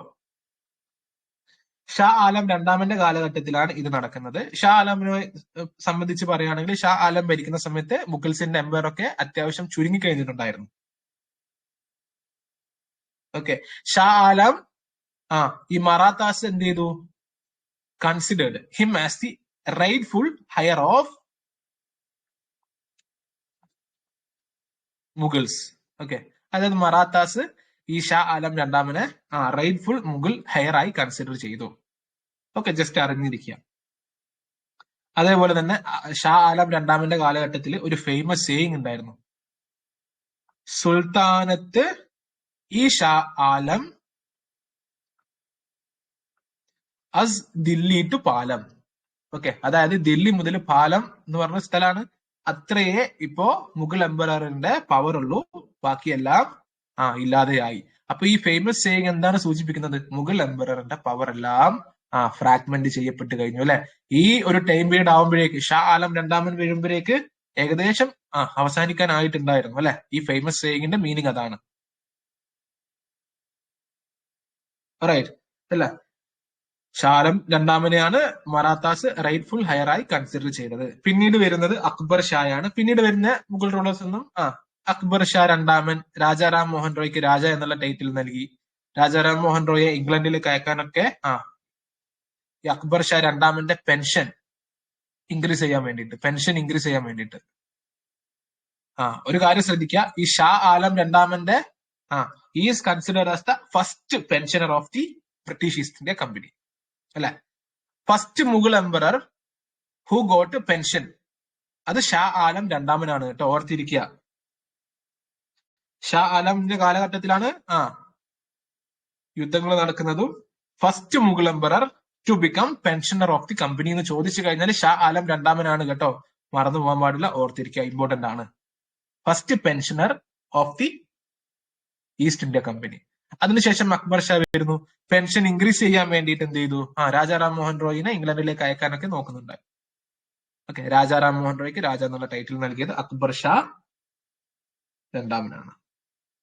Akbar Shah രണ്ടാമനാവുമ്പോഴേക്ക് അവിടെ എത്തുമ്പോഴൊക്കെ ഇതിന്റെ ഇടയിൽ അല്ലെ, ഈ ടൈം പീരീഡില് ബ്രിട്ടീഷ് അവിടെ ഭയങ്കരമായിട്ടുള്ള ഡോമിനന്റ് പവറായി മാറിക്കഴിഞ്ഞിട്ടുണ്ടായിരുന്നു അല്ലെ. ബ്രിട്ടീഷുകാര് അവിടെ ഒരുപാട് ഈ ഗ്യാപ്പിന്റെ ഇടയിലൊക്കെ ഒരുപാട് യുദ്ധങ്ങൾ നടക്കുന്നുണ്ട് അല്ലെ. ഓരോ യുദ്ധം കഴിയുന്നതോറും ബ്രിട്ടീഷ് ഇന്ത്യയെ കീഴടക്കി വരികയായിരുന്നു. റൈറ്റ്, ഈ സമയം അക്ബർ ഷാ രണ്ടാമന്റെ അല്ലെ, ചുമ്മാതല്ലല്ലോ ഈ ഇംഗ്ലണ്ടിലേക്ക് പെൻഷൻ ഇൻക്രീസ് ചെയ്യണമെന്നൊക്കെ പറഞ്ഞപ്പോഴേക്ക് ബ്രിട്ടീഷുകാര് അവരുടെ ശക്തി പ്രാപിച്ചു കഴിഞ്ഞിട്ടുണ്ടായിരുന്നു. അവസാനം വന്നൊരു റൂളറാണ് ബഹദൂർ ഷാ രണ്ടാമൻ. ഈസ് ദി ലാസ്റ്റ് റൂളർ അല്ലെ. Revolt of 1857 first war of Indian independence അല്ലെങ്കിൽ സിപ്പായി മുട്ടണി എന്നൊക്കെ അറിയപ്പെടുന്ന ബഹദൂർ ഷാ രണ്ടാമനായിരുന്നു ആ സമയത്തെ മുഗൾ റൂളർ. ഈ ഒരു റിവോൾട്ടിന് ശേഷം ഈ എംപററെ റംഗൂണിലേക്ക് നാട് കടത്തിയാണ് ചെയ്തത് അല്ലെ. പിന്നീട് അവിടെ വെച്ച് മരിക്കുകയും ഈ മുഗളിന് അവസാനത്തെ ബഹദൂർ ഷാ, അങ്ങനെ Mughal ended. Mughal emperor got dead. Bahadur Shah രണ്ടാമനിൽ അവസാനിക്കുന്നു. അതുകൊണ്ടാണ് ഞാൻ ആദ്യം പറഞ്ഞത് ബഹദൂർ ഷാ ഒന്നാമനിൽ തുടങ്ങി ബഹദൂർ ഷാ രണ്ടാമനിൽ അവസാനിക്കുന്ന ഒരു കാലഘട്ടത്തിനെയാണ് നമ്മൾ ലേറ്റർ മുഗൾസ് എന്ന് പറയുന്നത്. അവരുടെ ഇടയിൽ നടന്നിട്ടുള്ള എല്ലാ ഇമ്പോർട്ടന്റ് ആയിട്ടുള്ള കാര്യങ്ങളും നമ്മൾ ക്ലാസ്സിൽ ഡിസ്കസ് ചെയ്തിട്ടുണ്ട്. ക്ലാസ് കാണുക. ബാക്കി ഞാൻ പറഞ്ഞിട്ടുള്ള ഒരുപാട് എക്സ്ട്രാ പോയിന്റുകളും ഉണ്ട്, അത് നിങ്ങൾ സ്വന്തമായി അല്ലെ നോട്ട് ഉണ്ടാക്കുക, പ്രിപ്പയർ ചെയ്യുക. And this is enough. So it's clear right. അതോടുകൂടി നമ്മുടെ മുഗൾ എംപറർ ഇല്ലാതെയായി. സോ മുഗൾ എംപറർ ഇല്ലാതെയാവുമ്പോ നമ്മൾ പഠിച്ചിട്ടുണ്ടായിരുന്നു അല്ലെ, ഒരു ശക്തി ഇല്ലാതെയാവുമ്പോ മറ്റൊരു സ്ഥലത്ത് പുതിയൊരു ശക്തി ഉയർന്നു വരും അല്ലെ. സോ യെസ്,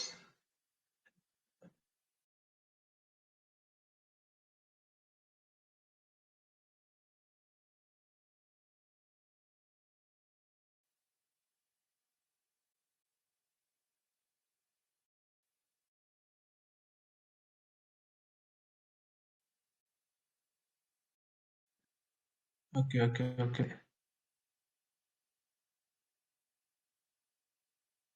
ഓ ശരി.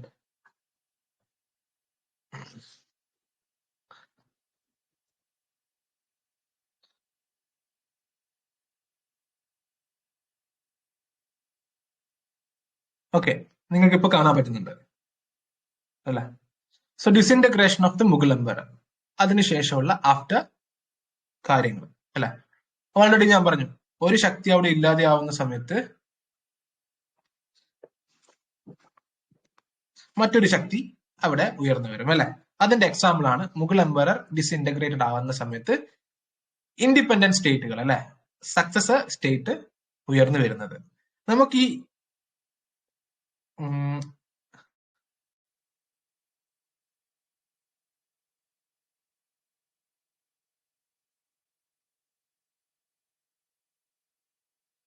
ഓക്കെ, ഈ സക്സസർ സ്റ്റേറ്റുകളെ നമുക്ക് 3 രീതിയിൽ ഡിവൈഡ് ചെയ്യാം. ഓക്കെ, അതായത് rise of the autonomous state അല്ലെ, അവിടെ പുതിയ പ്രൊവിൻസുകൾ ഉയർന്നു വരികയാണ്. First successor state.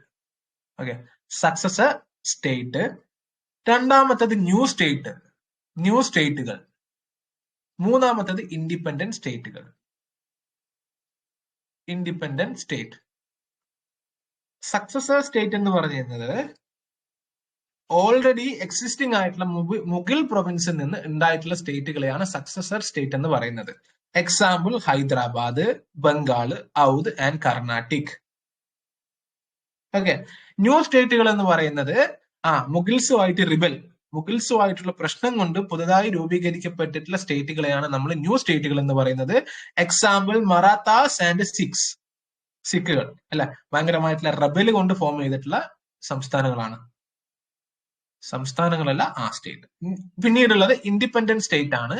Okay, independent state എന്ന് പറയുന്നത് മുഗളിന്റെ ഭാഗമായിരുന്നില്ല. Okay, they were not part of Mughal. പക്ഷെ ഒരു പവറായി, ഡോമിനന്റ് ആയി അവർ ഉയർന്നു വരികയാണ് അല്ലെ. എക്സാമ്പിൾ മൈസൂർ അല്ലെ. സോ ഇപ്പൊ നിങ്ങൾക്ക് കറക്റ്റ് ആയിട്ട് അറിയാം അല്ലെ, ഡിസ്ഇന്റഗ്രേറ്റഡ് ആയി സക്സസർ സ്റ്റേറ്റ് ആയിട്ട് കുറച്ച് സ്റ്റേറ്റുകൾ വരുന്നു, ന്യൂ സ്റ്റേറ്റ് ആയിട്ട് കുറച്ച് സ്റ്റേറ്റുകൾ വരുന്നു, ഇൻഡിപെൻഡന്റ് സ്റ്റേറ്റ് ആയിട്ട് കുറച്ച് സ്റ്റേറ്റുകൾ വരുന്നു. സോ നിങ്ങൾക്ക് ഒരു ബേസ് കിട്ടിയല്ലേ. പിന്നീട് നമ്മൾ ഇനി ആംഗ്ലോ കർണാട്ടിക് വാറും മറാത്ത വാറും മൈസൂർ വാറും സിഖും പഞ്ചാബും ഒക്കെ പഠിക്കുന്ന സമയത്ത് നിങ്ങൾക്ക് ഒരു ബേസ് ആയി ഇത് ഇങ്ങനെ ഫോം ചെയ്ത സ്റ്റേറ്റ് ആണല്ലോ അല്ലേ എന്നുള്ള ഒരു കാര്യം നിങ്ങൾക്ക് ഇപ്പം പിടികിട്ടി കാണും. റൈറ്റ്.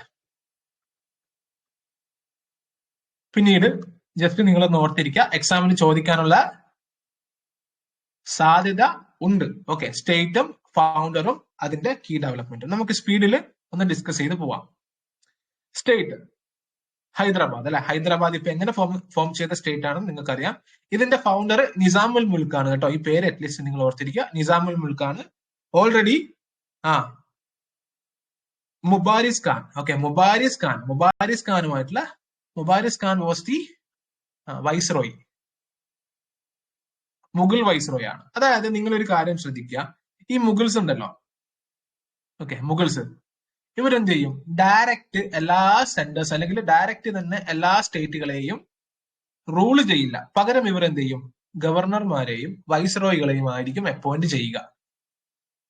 അത് നിങ്ങൾക്ക് അറിയുന്ന കാര്യമായിരിക്കും അല്ലെ. ഒരു ഡയറക്റ്റ് അവരുടെ കൺട്രോൾ ഉണ്ടാവുന്ന സ്ഥലങ്ങൾ ഉണ്ടാവും, പക്ഷെ ഒരുപാട് സ്ഥലങ്ങൾ ഉണ്ടാവുമല്ലോ അവരുടെ കൺട്രോൾ ഇല്ലാത്ത സ്ഥലങ്ങൾ. കൺട്രോൾ ഇല്ല മീൻസ് ഡയറക്റ്റ് ഇല്ലാതെ, പകരം അവരൊരു വൈസ്രോയെയോ അല്ലെങ്കിൽ ഈ പറഞ്ഞ ഒരു ഗവർണറെയോ അപ്പോയിന്റ് ചെയ്യും അല്ലെ.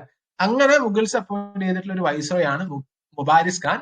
ഈ മുബാരിസ് ഖാനുമായിട്ടുള്ള യുദ്ധത്തിൽ, ഓക്കെ, ബാറ്റിലാണ് നിസാം ഉൽ മുൽക്ക് ജയിക്കുന്നതും പിന്നീട് ഹൈദരാബാദ് ഒരു പുതിയ സ്റ്റേറ്റ് ആയിട്ട് ഫോം ചെയ്യുന്നതും. ഓക്കെ, മുബാരിസ് ഖാനുമായിട്ടുള്ള യുദ്ധത്തിന് ബാറ്റിൽ ഓഫ് ഷക്കർ ഖേദ എന്നറിയപ്പെടും. ഓക്കെ, ഷക്കർ ഖേദ 1727 ഹൈദരാബാദ് പുതുതായിട്ടുള്ള ഒരു സക്സസർ സ്റ്റേറ്റ് രൂപീകരിച്ചത്. ബാറ്റിൽ ഓഫ് പാൽഘട്ട് ആൻഡ് ഖെർദ ഈ സംതിങ് റിലേറ്റഡ് വിത്ത് മറാത്താസുമായിട്ട് എപ്പോഴും കോൺഫ്ലിക്ട് ആയിരുന്നു കേട്ടോ ഹൈദരാബാദ്. ഓക്കെ, മറാത്താസുമായിട്ട് കോൺഫ്ലിക്ട് ഉണ്ടായിരുന്നു. ഓക്കെ, ഇതാണ് നമ്മളെ ഇന്ത്യൻ ഹിസ്റ്ററി എടുത്ത് നോക്കിക്കഴിഞ്ഞാൽ നമ്മുടെ ഇന്ത്യയിലുള്ള സ്റ്റേറ്റുകൾ തന്നെ അങ്ങോട്ടും ഇങ്ങോട്ടും കോൺഫ്ലിക്റ്റുകൾ ഉണ്ടായിരുന്നു, അങ്ങോട്ടും ഇങ്ങോട്ടും ഫൈറ്റ് ആയിരുന്നു. നിങ്ങൾ ബാക്കിയുള്ള ഏത് എംപയർ എടുത്ത് നോക്കിയേ, ഇപ്പൊ ഏത് എംപയർ, ലോകത്തുള്ള ഏത് എംപയർ എടുത്ത് നോക്കിക്കഴിഞ്ഞാൽ അവര് തമ്മിൽ ഒരു ഒത്തൊരുമ ഉണ്ടാവും. പക്ഷെ നമ്മുടെ ഇന്ത്യൻ റൂളേഴ്സ് തമ്മിൽ ഒരു ഒത്തൊരുമ ഉണ്ടായിട്ടില്ല. ഓക്കെ, ഈ ഓരോരോ സ്റ്റേറ്റുകളും അവരെ സംബന്ധിച്ചിടത്തോളം അല്ലെ, അതായിരുന്നു അവരുടെ രാജ്യം. അല്ലാതെ ബാക്കി സ്ഥലങ്ങളിൽ എന്ത് നടക്കുന്നു, there was not their concern അങ്ങോട്ടും ഇങ്ങോട്ടും അറ്റാക്ക് ചെയ്യുക എന്നുള്ളത്. They have to expand their own empire അല്ലെ, അതാണ് വൺ ഓഫ് ദ റീസൺ. പിന്നീട് കർണാടക അല്ലെ, ഈ പറഞ്ഞ പോലെ ഈ റൂളേഴ്സ് ഒക്കെ ഒരുമിച്ച് നിന്നിട്ടുണ്ടായിരുന്നെങ്കിൽ ഇന്ത്യ എന്ന് പറഞ്ഞത് one of the strongest empire ആയി മാറിയിട്ടുണ്ടാവുമായിരുന്നു അല്ലെ. കർണാട്ടിക്കിനെ ഫൗണ്ടർ ചെയ്തത് സാദത്തുള്ള ഖാൻ ആണ്.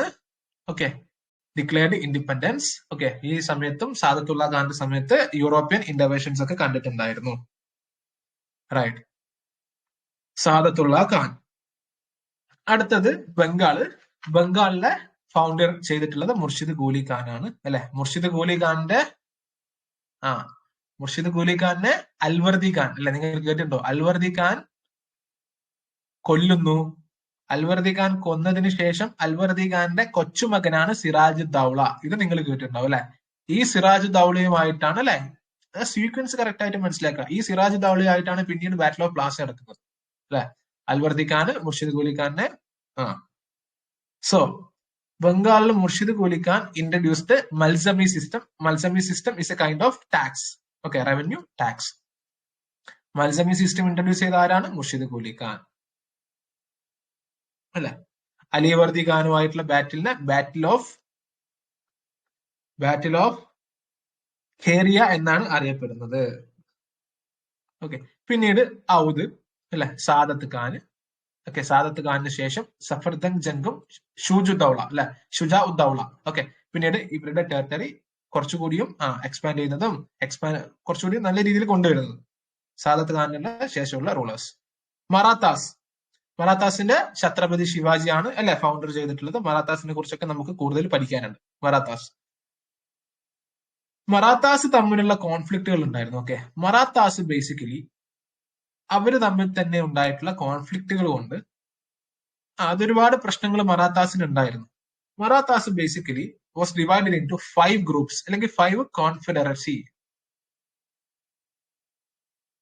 അല്ലെ. അത് നമുക്ക് മറാത്താസ് എന്ന ചാപ്റ്ററിൽ മറാത്ത എംപയർ പഠിക്കുന്ന സമയത്ത് പഠിക്കാം. ഇപ്പൊ എത്ര ആലോചിക്കുക, മറാത്താസ് ഫൗണ്ട് ചെയ്തത് ഛത്രപതി ശിവാജിയാണ്. സിഖ് രഞ്ജിത്ത് സിംഗ് അല്ലെ. സിഖ് വാസ് ശരിക്കും ഒരു 12 ഗ്രൂപ്പ് ആയിരുന്നു. പിന്നീട് രഞ്ജിത്ത് സിംഗിന് വന്ന സമയത്ത് അതൊരു ഒരു സ്റ്റേറ്റ് ആയി മാറുകയാണ്. മൈസൂര് ഹൈദർ അലി, ടിപ്പു സുൽത്താൻ, നിങ്ങൾക്കറിയാം, become A strong independent state അല്ലെ. സോ നിങ്ങൾക്ക് ഇപ്പൊ ഏകദേശം കാര്യങ്ങൾ മനസ്സിലായി അല്ലെ. സക്സസർ സ്റ്റേറ്റ് എന്താണ്, ന്യൂ സ്റ്റേറ്റ് എന്താണ്, ഇൻഡിപെൻഡന്റ് സ്റ്റേറ്റ് എന്താണെന്നൊക്കെയുള്ള കാര്യം നിങ്ങൾക്ക് ഇപ്പൊ മനസ്സിലായി. അറ്റ്ലീസ്റ്റ് ഈ ഫൗണ്ടേഴ്സിന്റെ പേരും കാര്യങ്ങളൊന്നും ഓർത്തിരിക്കുക, ഇമ്പോർട്ടന്റ് ആണ്, ചോദിക്കുക. ഓക്കെ, മാച്ച് ദ ഫോളോയിങ് ആയിട്ട് PSC ചോദിക്കാം. റൈറ്റ്, മൈസൂറിനെ കുറിച്ചൊക്കെ നമുക്ക് ഡെപ്ത് ആയിട്ട് പഠിക്കാനുണ്ട് കേട്ടോ. Mysore was actually A part of Vijayanagara emperor അല്ലെ. വിജയനഗര എംപററിന്റെ ഭാഗമായിരുന്നു. പിന്നീട് വോദിയാർ ഡൈനസ്റ്റി വരുന്നു അല്ലെ. ഈ വോദിയാർ ഡൈനസ്റ്റിയുടെ കയ്യിൽ നിന്നാണ് ഹൈദർ അലി അല്ലെ, ടിപ്പുവിന്റെ അച്ഛൻ. സ്റ്റോറി നമുക്ക് പഠിക്കാം. അപ്പൊ ഇതൊക്കെ നമ്മൾ ഇങ്ങനെ ലിങ്ക് ചെയ്ത് പോകും. ഓക്കെ, നമ്മൾ പഠിക്കുന്ന കാര്യം അല്ലെ, കറക്റ്റ് ആയിട്ട് ഒരു മെഡീവലിന്റെ ട്രാൻസിഷൻ കിട്ടിക്കഴിഞ്ഞാൽ modern history will be very easy. So I think ഇതുവരെ പറഞ്ഞിട്ടുള്ള കാര്യങ്ങൾ നിങ്ങൾക്ക് മനസ്സിലായിട്ടുണ്ടാവുമല്ലോ അല്ലെ. ഇതില് ഈ ടാബിള് നിങ്ങൾ കാണാപ്പാടെ പഠിക്കണം കേട്ടോ. മുഗൾസിന്റെ ആ കാര്യങ്ങൾ ഓർത്തിരിക്കണം.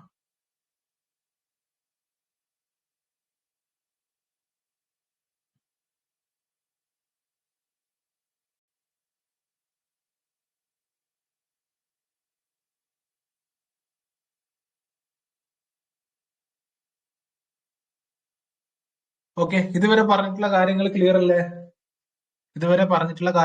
അല്ലേ? The first part is clear.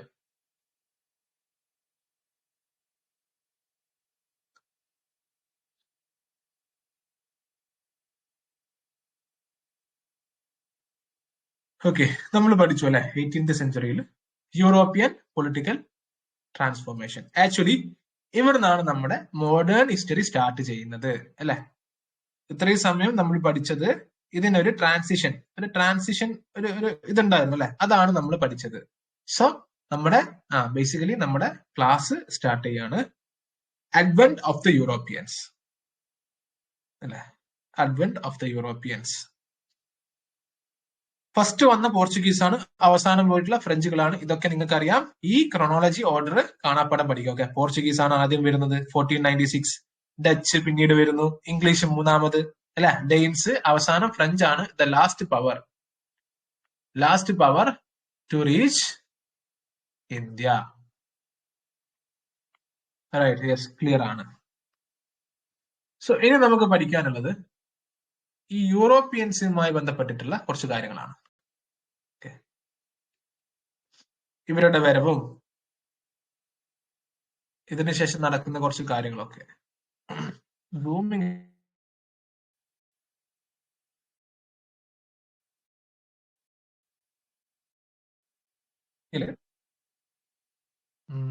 Yes, നിങ്ങൾ ഇതൊന്ന് നോക്കിയേ. Successor state of Mughal empire അല്ലെ. ഈ മാപ്പ് കാണുമ്പോൾ നിങ്ങൾക്ക് കുറച്ചുകൂടി കാര്യങ്ങൾ മനസ്സിലാവും. ഹൈദരാബാദ് അല്ലെ, ഹൈദരാബാദ് നോക്കൂ. ഓ യെസ്, കേസർ നോക്കൂ. ഹൈദരാബാദ്, മൈസൂർ അല്ലെ, Maratha state, Rajput state, Calcutta. Okay, you can see here, right അല്ലെ. പേർഷ്യൻ അഫ്ഗാൻ റൂളർ അല്ലെ, ഇവിടെ നിന്നാണ് വരിക, നോർത്ത് ആൻഡ് വെസ്റ്റ് പ്രൊവിൻസ് എന്ന്. റൈറ്റ്, ജസ്റ്റ് നിങ്ങൾക്ക് ഇത് കാണാൻ പറ്റുന്നില്ലെങ്കിൽ ഗൂഗിളിൽ ജസ്റ്റ് ഒന്ന് സെർച്ച് ചെയ്ത് കഴിഞ്ഞാൽ നിങ്ങൾക്ക് അത് അവൈലബിൾ ആയിരിക്കും കേട്ടോ. മാപ്പ് വെച്ച് പഠിക്കുമ്പോൾ കുറച്ചുകൂടി എളുപ്പത്തിൽ നമുക്ക് കാര്യങ്ങൾ പഠിക്കാൻ പറ്റും. സോ പോർച്ചുഗീസ് അല്ലെ, അഡ്വന്റ് ഓഫ് ദ യൂറോപ്യൻസിലെ ആദ്യമായി വന്ന പവറാണ് പോർച്ചുഗീസ്. നമ്മൾ ഇന്നലെ പറഞ്ഞിട്ടുണ്ടായിരുന്നു 15ാം നൂറ്റാണ്ടില് അല്ലെ, ഓട്ടോമൻ എംപയർ ഈ പറഞ്ഞിട്ടുള്ള മെഡിറ്ററേനിയൻ സീയുമായി ബന്ധപ്പെട്ടിട്ടുള്ള റൂട്ടുകൾ പിടിച്ചടക്കുന്നുണ്ട് അല്ലെ. This was the reason Europeans Portuguese were forced to find new route അല്ലെ. പുതിയ റൂട്ട് കണ്ടുപിടിക്കാൻ they were forced. Ottoman empire എന്ത് ചെയ്തു അല്ലെ, ഫോൾ ഓഫ് കോൺസ്റ്റാന്റിനോപ്പിൾ അല്ലെ, fall of Constantinople in 1453. Constantinople വീഴുന്നു, അവിടെ ഓട്ടോമൻ എംപയർ വരുന്നു. Ottoman empire was basically Muslim rulers ആയിരുന്നു. അതുകൊണ്ട് തന്നെ ആയിരിക്കും അല്ലെ ഈ പറഞ്ഞ പോലെ ക്രിസ്ത്യനുമായി ബന്ധപ്പെട്ട് അവരെ ഒന്നും അവരുടെ റൂട്ടിലേക്ക് വഴി കടത്തി വിടാതിരുന്നത്. വൺ ഓഫ് ദ റീസൺ, ഒരു റീസൺ അതായിരിക്കാം അല്ലെ. എന്തുകൊണ്ടായിരിക്കും അവര് യൂറോപ്യൻസിനെ ഈ പറഞ്ഞ മെഡിറ്ററേനിയൻ സീയിലൂടെ കടത്തി വിടാതിരിക്കാനുള്ള റീസൺ അതായിരിക്കാം, ഒരു റീസൺ. റൈറ്റ്, അങ്ങനെ എന്ത് ചെയ്തു, Europeans were forced to find new route. അങ്ങനെയാണ് ആദ്യമായി വാസ്കോ ഡ ഗാമ നമ്മുടെ കാലിക്കറ്റിലേക്കൊക്കെ വരുന്നത്. അതിന് മുന്നോടിയായിട്ട് കുറച്ച് കാര്യം അല്ലെ.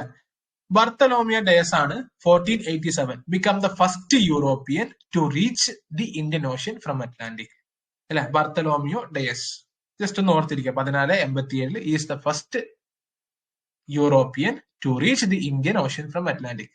അതിനുശേഷം 1497 അല്ലെ, 1497 96 Vasco da Gama reached the Calicut അല്ലെ. ആദ്യമായി കാലിക്കറ്റിലേക്ക് എത്തുന്ന വാസ്കോ ഡ ഗാമയാണ്, PYQ ആണ്. Okay, first Portuguese factory is at Cochin, official capital of Portuguese അല്ലെ. കൊച്ചിൻ ആയിരുന്നു ആദ്യത്തെ പോർച്ചുഗീസിന്റെ ഫസ്റ്റ് ക്യാപിറ്റൽ ഉണ്ടായിരുന്നത്. ദെൻ അവിടെയാണ് ഫസ്റ്റ് ഫാക്ടറി ഒക്കെ ഓർത്തിരിക്കുക. ഓക്കെ, ഫസ്റ്റ് ഫാക്ടറി ഒക്കെ സെറ്റപ്പ് ചെയ്യുന്ന സ്ഥലം ഓർത്തിരിക്കുക, PSC ചോദിക്കാനുള്ള സാധ്യതയുണ്ട്. Then the second factory was setup in Kannur. Okay, പിന്നീട് പോർച്ചുഗീസ് ഗവർണേഴ്സിനെ കുറിച്ചാണ് നമുക്ക് പഠിക്കാനുള്ളത്. Francis de അൽമീഡ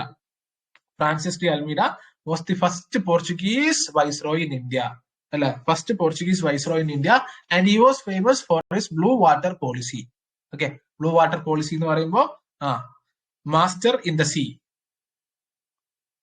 master in the Indian ocean അല്ലെ. അതായത് നാവൽ സുപ്രീമസി ഉണ്ടാവുക അല്ലെ. അതേപോലെ തന്നെ ഈ constructed fort Anjediva okay in the border of Bijapur and the Vijayanagara empire. Okay, Francis de അൽമീഡയുമായിട്ട് അറ്റ്ലീസ്റ്റ് അത് ഓർത്തിരിക്കുക. അതിനു മുമ്പ് ഫ്രാൻസിസ് ഡി അൽമീഡ വരുന്നതിന് മുമ്പ് ഇന്നലെ ഞാൻ പറഞ്ഞിട്ടുണ്ട് പെഡ്രോ ആൽവറസ് കബ്രാൽ അല്ലെ, പുള്ളി വരുന്നുണ്ട്. പുള്ളി വന്നിട്ട് കാലിക്കറ്റിലെ റൂളറുമായിട്ട് ഒരു ട്രീറ്റി സൈൻ ചെയ്യാൻ പ്ലാൻ ചെയ്യുന്നുണ്ടായിരുന്നു. പക്ഷെ അറബ്സ് ഒക്കെ ആ സമയത്ത് ഭയങ്കരമായിട്ടുള്ള അറബീസിന്റെ ഇൻഫ്ലുവൻസ് ഒക്കെ ആ സമയത്ത് ഭയങ്കരമായിട്ടുണ്ടായിരുന്നു. സോ അറബീസിന്റെ ഒരു പ്രശ്നം കൊണ്ട്, കോൺഫ്ലിക്ട് കൊണ്ട് ഇദ്ദേഹത്തിന് സൈൻ ചെയ്യാൻ പറ്റാതെ തിരിച്ചു പോവുകയാണ് ചെയ്തത്. ഒരു ഹിസ്റ്ററിയിൽ അങ്ങനെയാണ് പറയുന്നത്. പക്ഷെ മറ്റൊരു ഹിസ്റ്ററിയിൽ, ഹിസ്റ്ററി എപ്പോഴും മേ ബി ചേഞ്ച് അല്ലെ, മറ്റൊരു രീതിയിൽ പറയുമ്പോൾ ആദ്യമായി ഫാക്ടറി പെഡ്രോ കാൽവറസ് കാലിക്കറ്റില് ഫാക്ടറി എസ്റ്റാബ്ലിഷ് ചെയ്തു എന്നൊക്കെ പറയുന്നുണ്ട്. ഓക്കെ,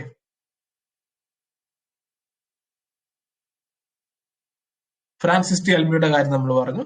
പിന്നീടുള്ളതാണ് അൽഫോൺസോ ദി അൽബുർഗി അല്ലെ. Alfonso de Albuquerque is considered as a real powerful viceroy അല്ലെ, powerful viceroy.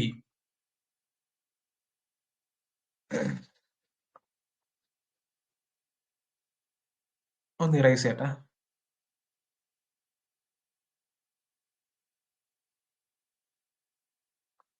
Alphonso de Albuquerque അല്ലെ, ഗോവ, ബിജാപൂർ, സുൽത്താൻ ഓഫ് ബിജാപൂറിന്റെ കയ്യിൽ നിന്ന് ഗോവ പിടിച്ചെടുക്കുന്നത് അൽഫോൺസോ ദി അൽബുർഗി ആണ് അല്ലെ. അപ്പൊ റൂളർ ഓഫ് ബിജാപൂർ ആദിൽ ഷയാണ് കേട്ടോ, ആദിൽ ഷയാണ്. UPSCയുടെ PYQ ആണ് ആദിൽ ഷാ. ആൻഡ് ഇതാണ് first bit of Indian territory to be under Europeans since the time of Alexander the great. Okay, ഈ പിടിച്ചെടുത്ത ഫസ്റ്റ് അല്ലെ, സുൽത്താൻ ഓഫ് ബിജാപൂറിന്റെ കയ്യിൽ നിന്ന് പിടിച്ചെടുത്ത Goa by Alfonso de Albuquerque. This is considered as the first bit of Indian territory to be under Europeans since the time of Alexander the great. അതേപോലെ തന്നെ Malaysia, Daman and Diu, അങ്ങനെയുള്ള ഒരുപാട് സ്ഥലങ്ങള് പോർച്ചുഗീസ് അവരുടെ അധീനതയിൽ കൊണ്ടുവരുന്നുണ്ട്. പോർച്ചുഗീസ് ഒരു പവർഫുൾ ആയിട്ടുള്ള ഒരു രീതിയിൽ അവർ എസ്റ്റാബ്ലിഷ് ആയി വരികയായിരുന്നു. Okay, he encouraged Alfonso the Alburgi encouraged the propagation of Christianity and he abolished sati. അല്ലെ, സതി അബോളിഷ് ചെയ്തത് അൽഫോൺസോ ദി അൽബുർഗിയാണ്. Also introduced new plants, tobacco and cashew nut. Okay, നിങ്ങൾ ഇതൊക്കെ ഉണ്ടല്ലോ അതേപടി തന്നെ പഠിച്ചു വെക്കുക. ഓക്കെ, ആ കാര്യങ്ങൾ മനസ്സിലാക്കിയ ആ സീക്വൻസിൽ അല്ലെ, Alfonso de Albuquerque, Pedro de Alvares Cabral ആദ്യം വരുന്നു, അതിനുശേഷം ഫ്രാൻസിസ് ടി അൽമേഡ വരുന്നു, blue water policy, Alfonso de Albuquerque വരുന്നു അല്ലെ. അതിനുശേഷമാണ് നീനോ ദി കൻഹ. ഓക്കെ, അടുത്ത വൈസ്രോയ് ആണ് നീനോ ദി കൻഹ. നേരത്തെ പിടിച്ചു വെച്ച ഗോവ ഉണ്ടല്ലോ, ബിജാപൂർ റൂളർ, അവിടത്തേക്ക് ഹെഡ് ക്വാർട്ടേഴ്സ് മാറ്റി. കൊച്ചിയിൽ നിന്ന് ഗോവയിലേക്ക് ഹെഡ് ക്വാർട്ടേഴ്സ് മാറ്റിയ വൈസ്രോയ് ആരാന്ന് ചോദിച്ചു കഴിഞ്ഞാൽ അത് നീനോ ഡി കൻഹയാണ്. He secured Bassein from the Bahadur Shah of Gujarat by helping in the battle against Humayun അല്ലെ. ബഹദൂർ ഷാ ഓഫ് ഗുജറാത്തിനെ സഹായിച്ച് അവിടെ ബസൈൻ എന്ന് പറഞ്ഞ സ്ഥലം സെക്യൂർ ചെയ്യാൻ സാധിച്ചിട്ടുണ്ട് നിനോദി കൻഹയ്ക്ക്. But few years later killed. പിന്നീട് കുറച്ച് വർഷങ്ങൾക്ക് ശേഷം ഈ ബഹദൂർ ഷായെ കൊല്ലുന്നതും നീനോ ഡി കൻഹ തന്നെയാണ്. ഓക്കെ, ഒരു കപ്പലിൽ വിളിച്ചു വരുത്തിയിട്ട്, പോർച്ചുഗീസ് ഷിപ്പിൽ വിളിച്ചു വരുത്തിയിട്ട് കൊല്ലുക ചെയ്യുന്നത്. Okay, Nuno da Cunha. ഇവിടെ ചോദിക്കാനുള്ള ഏറ്റവും പ്രധാനമായിട്ടുള്ള ഒരു ക്വസ്റ്റ്യൻ എന്ന് പറഞ്ഞാൽ which viceroy of the Portugal transferred the headquarters from Cochin to Goa? Nuno da കൻഹയാണ്. അതേപോലെ തന്നെ ബഹദൂർ ഷാ ഗുജറാത്തിനെ സഹായിച്ച് ഹുമയൂൺ അഗെയിൻസ്റ്റ് ആയിട്ടുള്ള ബാറ്റിൽ സഹായിച്ചിട്ട് ബസൈനൊക്കെ സെക്യൂർ ചെയ്യുന്നുണ്ട്. പിന്നീട് കൊല്ലുന്നതും നീനോ ഡി കൻഹ തന്നെയാണ്. ഓക്കെ, 1661 ആകുമ്പോഴേക്ക് the Portuguese were at the war with the Spain and needed support from the England. Okay, marriage നിങ്ങൾ കേട്ടിട്ടുണ്ടാവും. സദേൺ ബോംബെ എന്ത് ചെയ്തു? ഡൗറിയായി പോർച്ചുഗീസ് ബ്രിട്ടീഷിന് നൽകുന്നു. ഇതിന്റെ പിറകിലും ഒരു കഥയുണ്ട് അല്ലെ. പോർച്ചുഗീസും സ്പെയിനും തമ്മിൽ യുദ്ധമാണ്.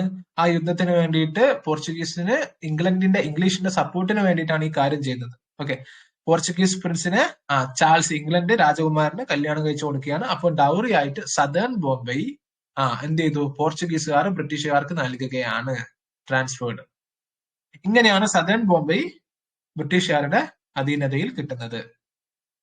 The Portuguese finally left India in the mid-17th century AD, but three of their settlements, like Goa, Daman and Diu,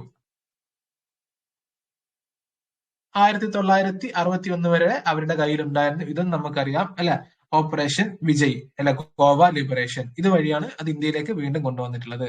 so പോർച്ചുഗീസിന്റെ ശക്തി മുഴുവനായി പോയിട്ടും ഈ 3 സ്ഥലങ്ങൾ 1961 വരെ അവരുടെ കയ്യിലായിരുന്നു. അല്ലെ? നമ്മൾ ഓപ്പറേഷൻ വിജയിലൂടെയാണ് ഇന്ത്യ ഇത് തിരിച്ചെടുത്തത്. പോർച്ചുഗീസിനെ സംബന്ധിച്ചിടത്തോളം പോർച്ചുഗീസിന്റെ രാജാക്കന്മാരൊക്കെ ഈ നാവിഗേഷൻ, ഓക്കെ, കടലിലൂടെയുള്ള നാവിഗേഷനെ ഭയങ്കരമായി പ്രൊമോട്ട് ചെയ്തിട്ടുണ്ടായിരുന്നു. ഓക്കെ, അതായത് കിങ് ഹെൻറി എന്ത് ചെയ്തിട്ടുണ്ട്? ഒരു ട്രെയിനിങ് ആൻഡ് റിസർച്ച്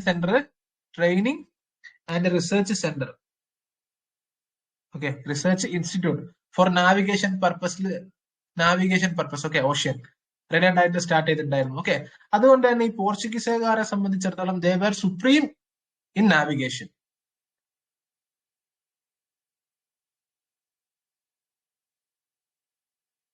ക്ലിയർ അല്ലേ? പോർച്ചുഗീസുമായി ബന്ധപ്പെട്ട് അറ്റ്ലീസ്റ്റ് ഇതെങ്കിലും നിങ്ങൾ ഓർത്തിരിക്കണം. റൈറ്റ്, നിങ്ങൾക്ക് കാണാൻ പറ്റും അല്ലെ? നമ്മൾ നേരത്തെ പറഞ്ഞു ദ ഫോൾ ഓഫ് കോൺസ്റ്റാന്റിനോപ്പോൾ അല്ലെ? കോൺസ്റ്റാന്റിനോപ്പോൾ നിങ്ങൾ കേസർ നോക്കൂ, മൗസ് നോക്കൂ അല്ലെ? കോൺസ്റ്റാന്റിനോപ്പോൾ സാധാരണ പോർച്ചുഗീസ് വരുന്ന വഴി ഇതായിരുന്നു അല്ലെ? അപ്പൊ കോൺസ്റ്റാന്റിനോപ്പോൾ അധീനതയിലുള്ള മെഡിറ്ററേനിയൻ സീ ഒക്കെ അവർ അടച്ചു വെച്ചു. അപ്പൊ ഈ പോർച്ചുഗീസുകാർ എന്തായി? ഇങ്ങനെ വന്ന് പോകേണ്ട അവസ്ഥയായി അല്ലെ? ഇങ്ങനെ വന്ന് പോകേണ്ട അവസ്ഥയായി, ഇങ്ങനെ ചുറ്റി വന്ന് പോകേണ്ട അവസ്ഥയായി. ഈ ചുറ്റി വന്ന് ഇവിടെ എത്തിയ സ്ഥലം ഉണ്ടല്ലോ, ഓക്കെ, ഈ ഒരു സ്ഥലത്തിനെയാണ് ആ studentofhistory.com എന്ന് എഴുതിയ ആ സ്ഥലമില്ലേ, അതിനെയാണ് കേപ്പ് ഓഫ് ഗുഡ് ഹോപ്പ് എന്ന് പറയുന്നത്.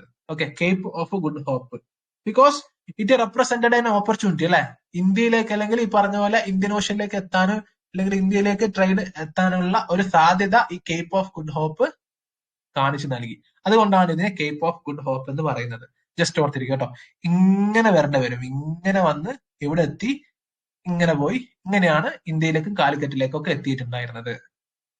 മനസ്സിലായോ? റൈറ്റ്. സെക്കൻഡ് പോർച്ചുഗീസ് പവർ ആണ് ഡച്ച്.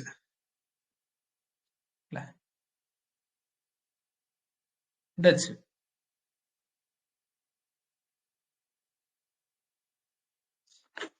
ജസ്റ്റ് ഒരു മിനിറ്റ് ഒന്ന് ഇറേസ് ചെയ്തോട്ടെ.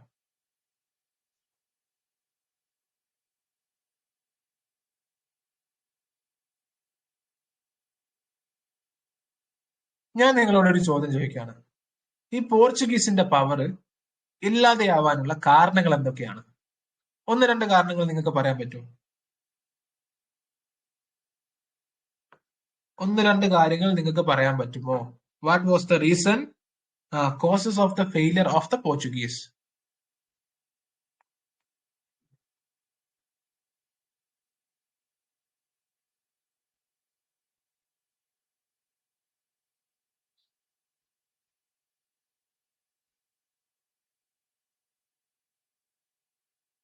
ഓക്കെ, ഉത്തരം പറയുന്നുണ്ട്. വാറുകൾ, corruption, yes obviously, government company അല്ലെ, ലാക്ക് ഓഫ് ഗുഡ് ലീഡർഷിപ്പ് അല്ലെ, അതൊക്കെ നമുക്ക് വാറിൽ പഠിക്കാനുണ്ട്.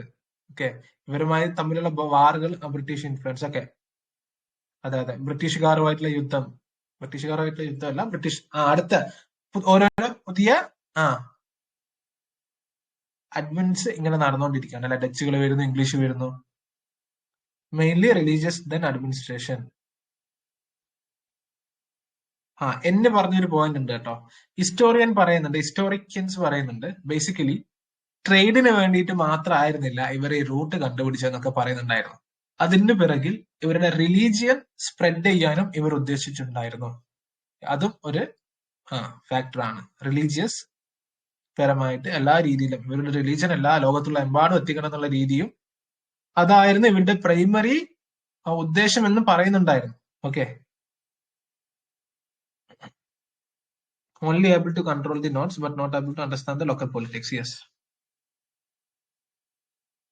അവരുടെ ചോദിച്ചു കഴിഞ്ഞാൽ PSC ഒരു ക്വസ്റ്റ്യൻ ചോദിച്ചു കഴിഞ്ഞാല് ലാക്ക് ഓഫ് ഗുഡ് ലീഡർഷിപ്പ് എഴുതാം അല്ലെ, മറ്റ് യൂറോപ്യൻ ഫോഴ്സസിന്റെ അഡ്വന്റ്, കറപ്റ്റ് അഡ്മിനിസ്ട്രേഷൻ അല്ലെ, ഇങ്ങനെ ഓർത്തെടുത്ത് നിങ്ങൾ എഴുതണം അല്ലെ. ഇത്രേ സ്ഥലമുള്ളൂ നിങ്ങൾക്ക് എഴുതാൻ. 3 മാർക്കിന് ഇങ്ങനെ ഒരു ക്വസ്റ്റ്യൻ വന്നാൽ അത്രേ സ്ഥലമുള്ളൂ. ഈ സ്ഥലത്തിൽ നിങ്ങൾ ഉത്തരം എഴുതണം. Neglect by the home government അല്ലെ, neglect by the home government. അപ്പോഴേക്ക് ദേ ഡിസ്കവേർഡ് അതർ ഐലൻഡുകൾ അല്ലെ, ഡിസ്കവേർഡ് ബ്രസീൽ. അപ്പോഴേക്ക് അവരുടെ ശ്രദ്ധയൊക്കെ അങ്ങോട്ടേക്കൊക്കെ പോകുന്നുണ്ട്. Yes, failed policies like mixed colonies, Brazil etcetera etcetera. Okay, so already നിങ്ങൾക്ക് ഒരുപാട് കാര്യങ്ങൾ അറിയാം. ഈ ഒരു പോയിന്റ് ഒക്കെ ഉണ്ടെങ്കിൽ ഇതൊക്കെ കുറച്ച് ഒന്ന് ഡെവലപ്പ് ചെയ്തിട്ട് ഉത്തരത്തിലേക്ക് എഴുതുക. എല്ലാ ക്വസ്റ്റ്യനും അറ്റൻഡ് ചെയ്യുക, എല്ലാ ക്വസ്റ്റ്യനും അത്യാവശ്യം അറ്റൻഡ് ചെയ്യുക. അതാണ് കേട്ടോ KSന്റെ മെയിൻസിന്റെ സ്ട്രാറ്റജി. എല്ലാ ക്വസ്റ്റ്യനും പറ്റുമെങ്കിൽ അറ്റൻഡ് ചെയ്യുക. അത് സൂപ്പർ അടിപൊളി സുപ്രീം ആയിട്ടുള്ള ആൻസർ ഒന്നും എഴുതേണ്ട ആവശ്യമൊന്നുമില്ല. നല്ല രീതിയിൽ ഒരു ആൻസർ എഴുതി വെക്കുക. പക്ഷെ എല്ലാ ക്വസ്റ്റ്യനും lost of commercial influence. Yes,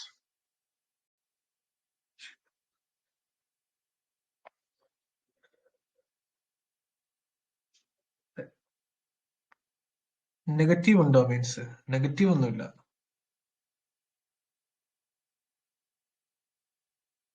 ഉത്തരം എഴുതിയിട്ടില്ലെങ്കിൽ മാർക്ക് കിട്ടൂല. അതെ, Advent of other European powers അല്ലെ. അപ്പോഴത്തേക്ക് ഡച്ചും ഇംഗ്ലീഷും ഒക്കെ വരുന്നുണ്ടായിരുന്നു. അപ്പൊ അവര് തമ്മിലുള്ള യുദ്ധങ്ങളൊക്കെയാണ് ഇതിന്റെ ഫെയിലർ ആവാനുള്ള റീസൺ. ഓക്കെ, അടുത്ത് നമുക്ക് പഠിക്കാനുള്ള ഡച്ചുകളാണ്. ഡച്ച് 1604 വന്ന രണ്ടാമത്തെ പവറാണ് ഡച്ച്. അതേപോലെ തന്നെ പോർച്ചുഗീസ് വന്ന് പോകുമ്പോഴേക്ക് ഒരുപാട് ഇമ്പാക്റ്റുകൾ ഉണ്ടായിട്ടുണ്ട് കേട്ടോ. ഓക്കെ, സ്പ്രെഡ് ഓഫ് ക്രിസ്ത്യാനിറ്റി അല്ല, ഇതൊക്കെ ബേസിക് ആയിട്ടുള്ള കാര്യമാണ്. ഇതൊക്കെ അറ്റ്ലീസ്റ്റ് നിങ്ങൾക്ക് അറിഞ്ഞിരിക്കും. ഇതൊന്നും ഞാൻ ക്ലാസ്സിൽ എക്സ്പ്ലെയിൻ ചെയ്യേണ്ട ആവശ്യമില്ല അല്ലെ. സ്പ്രെഡ് ഓഫ് ക്രിസ്ത്യാനിറ്റി ഒരു റീസൺ. അടുത്ത് എന്തൊക്കെ റീസൺസ് പറയാം? നിങ്ങളൊന്ന് പറഞ്ഞേ, എന്തൊക്കെ കാര്യങ്ങൾ പറയാം? വെസ്റ്റേൺ എഡ്യൂക്കേഷൻ അല്ലെ, വെസ്റ്റേൺ എഡ്യൂക്കേഷൻ ഇന്ത്യയിലേക്ക് കൊണ്ടുവന്നു, അത് പറഞ്ഞൂടെ?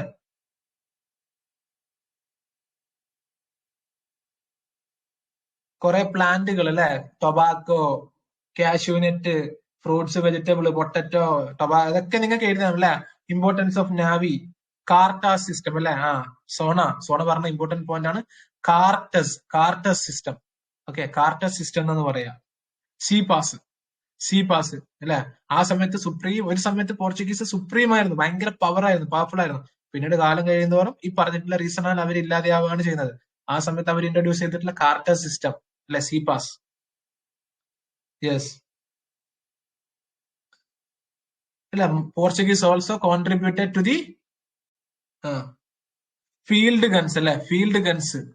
മുഗൾസിന് ഫീൽഡ് ഗൺസ് കോൺട്രിബ്യൂട്ട് ചെയ്തിട്ടുണ്ട്. അങ്ങനെ ഒരുപാട് ഇമ്പാക്ട് പോർച്ചുഗീസ് ഇന്ത്യയിൽ ഉണ്ടാക്കിയിട്ടുണ്ട് അല്ലെ. ഇതൊന്നും ഞാൻ പറയാതെ തന്നെ നിങ്ങൾ ഓർത്തെടുത്ത് എക്സാമിന് ചോദിച്ചു എഴുതണം. Okay, what are the impact given by Portuguese by the end of the 18th century എന്നൊക്കെ ചോദിച്ചു കഴിഞ്ഞാൽ ഇതൊക്കെ നിങ്ങൾ ബ്രെയിനിൽ നിന്ന് എടുത്ത് എഴുതുക, ഉത്തരത്തിലേക്ക് എഴുതുക.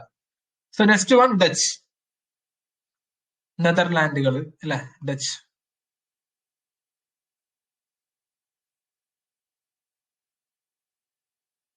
Dutch also known as Netherland, Holland അല്ലെ, ഹോളണ്ട് എന്നൊക്കെ വിളിക്കുന്നതാണ് അല്ലെ, ഹോളണ്ട്.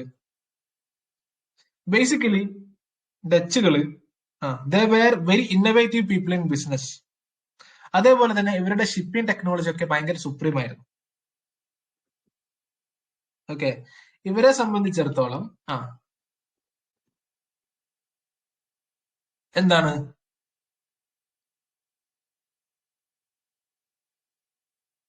പറയാം കേട്ടോ. കോപ്പറേറ്റീവ് സിസ്റ്റം ഞാൻ പറയാം. First 1596 Cornelis de Houtman, first Dutch traveller to reach India അല്ലെ. ഡച്ചിന്റെ main interest the main interest in the Indonesian and spice ഐലൻഡുകൾ അല്ലെ. ഇന്തോനേഷ്യൻ ഐലൻഡുകളും സ്പൈസ് ഐലൻഡുകളും ആയിരുന്നു ഇവരുടെ മെയിൻ ഉദ്ദേശം. പക്ഷെ പിന്നീട് ഇവരുടെ ഉദ്ദേശത്തിന് ശരിക്കും പറഞ്ഞാൽ ഇന്ത്യ ഇല്ലായിരുന്നില്ല. ഓക്കെ, ഇന്ത്യ ഇവരുടെ ഒരു ടാർഗറ്റ് ആയിരുന്നില്ല. പക്ഷേ ഫ്യൂച്ചറിൽ അതിന്റെ ആവശ്യം വേണ്ടി വന്നു. ഓക്കെ, അതായത് അങ്ങോട്ടും ഇങ്ങോട്ടും ഒരു കോപ്പറേറ്റീവ് സിസ്റ്റം അല്ലെ. However they discovered Indian trade was necessary to carry out trade with south west Asia അല്ലെ. As there were good demand of Indian cloth അല്ലെ. ഇന്ത്യൻ ക്ലോത്ത് എന്ത് ചെയ്യും, ഇവർ കൊണ്ടുപോയി ഇന്തോനേഷ്യയിൽ കൊടുക്കും. ഇന്തോനേഷ്യയിൽ നിന്ന് ഇവർ പെപ്പറും സ്പൈസസും കൊണ്ടുവന്ന് ഇന്ത്യയിലേക്ക് കൊടുക്കും. അങ്ങനെ ഡച്ചുകളാണ് first credit of making Indian cloth as item to export goes to this Dutch അല്ലെ. അവരുടെ main interest was in the Indonesian ഐലൻഡുകളും സ്പൈസ് ഐലൻഡുകളും. പിന്നീട് ഇന്ത്യയിലേക്ക് അല്ലെ, ഇന്ത്യയുടെ ഈ പറഞ്ഞ പോലെ ക്ലോത്തുകൾക്ക് ഇന്തോനേഷ്യയിൽ ഭയങ്കര ഡിമാൻഡ് ആയിരുന്നു. അതെന്ത് ചെയ്യും, ഇവർ ഇന്ത്യയിൽ നിന്ന് കളക്ട് ചെയ്ത് അങ്ങോട്ടേക്ക് കൊണ്ടുപോകും. അവിടെ നിന്ന് സ്പൈസും പെപ്പറും ഒക്കെ എടുത്ത് ഇങ്ങോട്ടേക്ക് കൊണ്ടുവരും. അതുകൊണ്ടാണ് first credit of making Indian cloth as an item of export goes to the Dutch. ഡച്ചിന്റെ ഫസ്റ്റ് ഫാക്ടറി എസ്റ്റാബ്ലിഷ് ചെയ്തിട്ടുള്ളത് മസൂളി പട്ടണമാണ്. Masulipatnam 1605 under the sultan of Golconda. Okay, sultan of Golconda. Second in Pettapoli. പിന്നീട് 1610 decline of Portugal. Okay, this are the reasons ചോദിച്ചു കഴിഞ്ഞാൽ എഴുതുക. 1610 king of ചന്ദ്രഗിരിയുമായിട്ട് ഒരു treaty sign ചെയ്തിട്ടുണ്ടായിരുന്നു. അത് പ്രകാരം ഹെഡ്ക്വാർട്ടേഴ്സ് പുലിക്കട്ടില് establish the headquarters in Pulicat. Okay, they minted gold coins called pagoda. പിന്നീട് 1690 they transferred their headquarters from Pulicat to Nagapattinam. Okay, കുറച്ചുകൂടി നമ്മൾ മുമ്പ് പഠിച്ചിട്ടുള്ള ഈ പറഞ്ഞ പോലെ പോർച്ചുഗീസും അവരുടെ ഹെഡ്ക്വാർട്ടേഴ്സ് ട്രാൻസ്ഫർ ചെയ്തിട്ടുണ്ട്, കൊച്ചി ടു ഗോവ.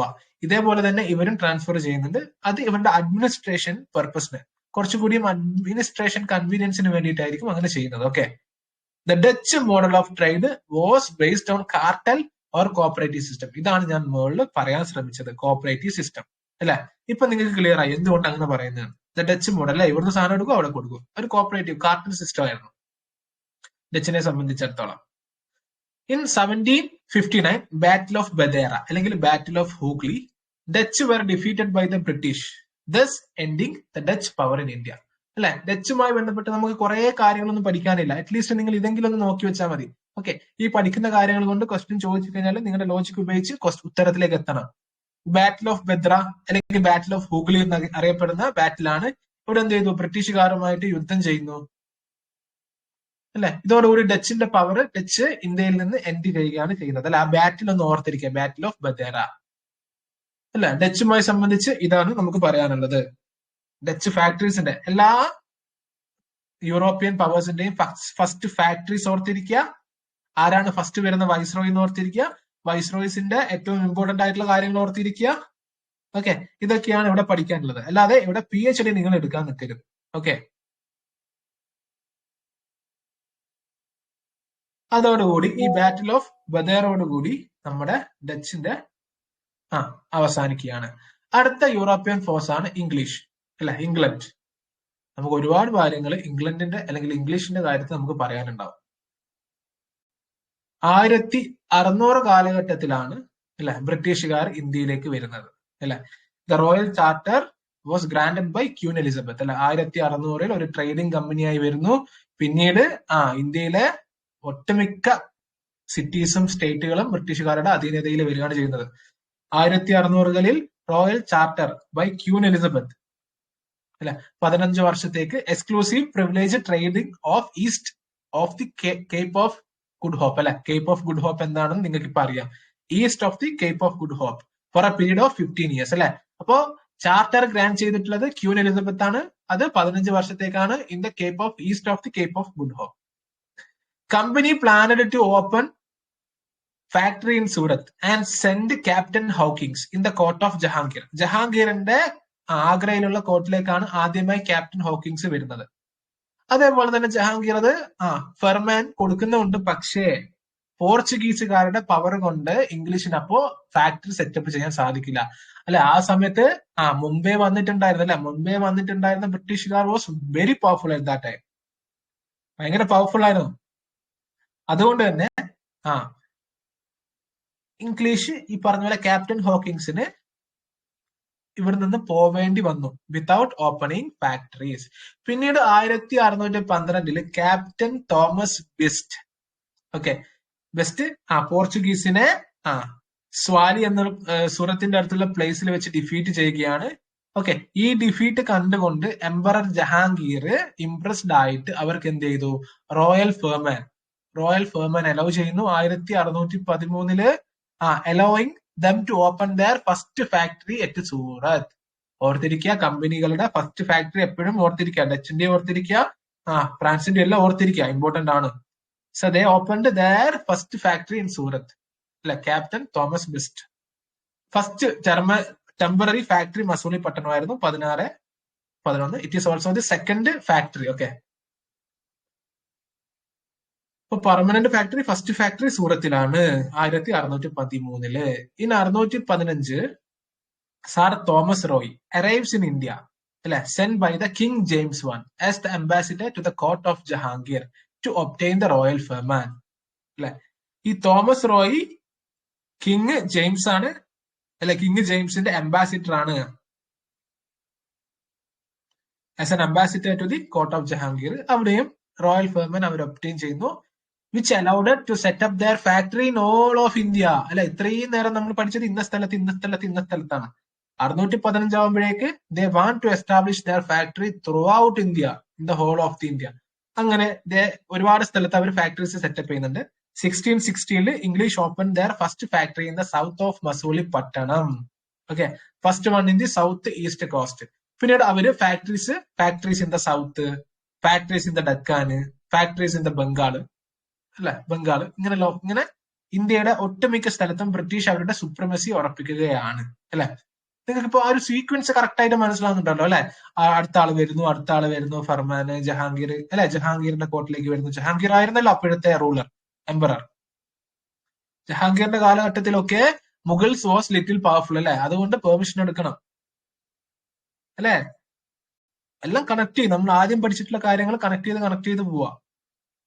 പിന്നീട് ഇത് ജസ്റ്റ് റീഡ് ചെയ്യാം കേട്ടോ. In 1632 sultan of Golconda issue golden ഫെർമൻ allowed to British to trade in freely in return of fixed payment.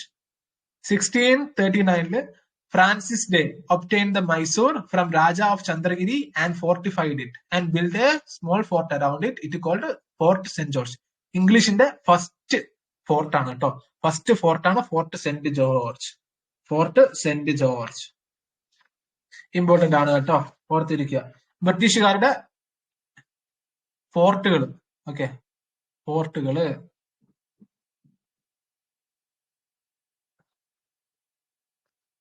Fort Saint George first ഫോർട്ടാണ്, ഫോർട്ട് സെന്റ് ജോർജ്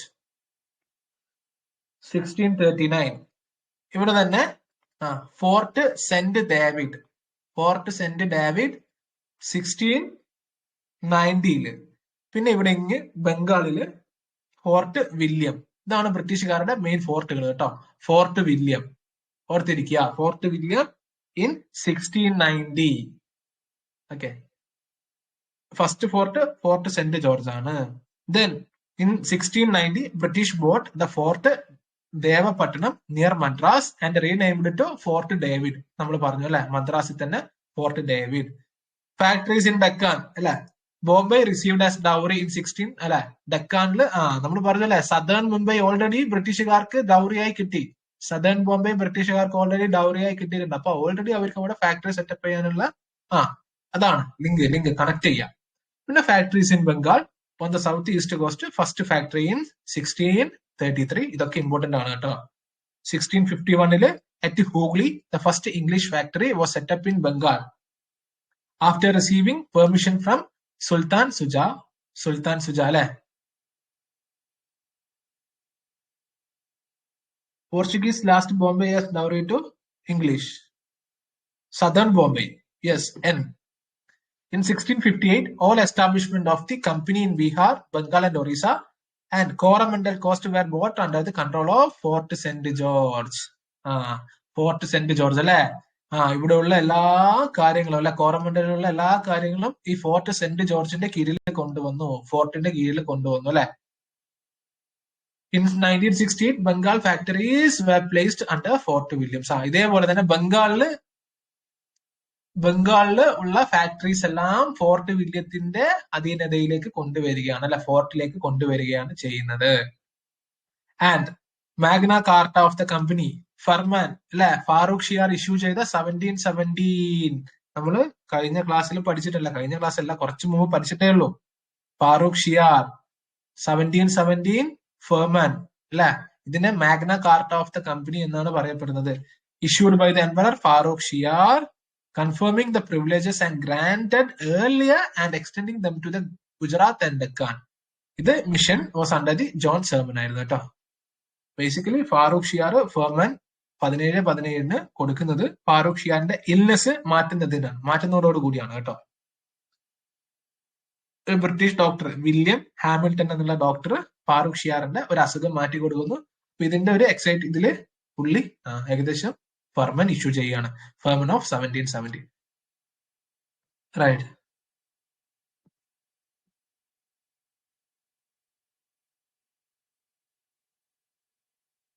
സോ അതാണ് ബ്രിട്ടീഷേഴ്സിന്റെ കാര്യം. ഇതൊക്കെ ഓർത്തിരിക്കുക. ഓക്കെ.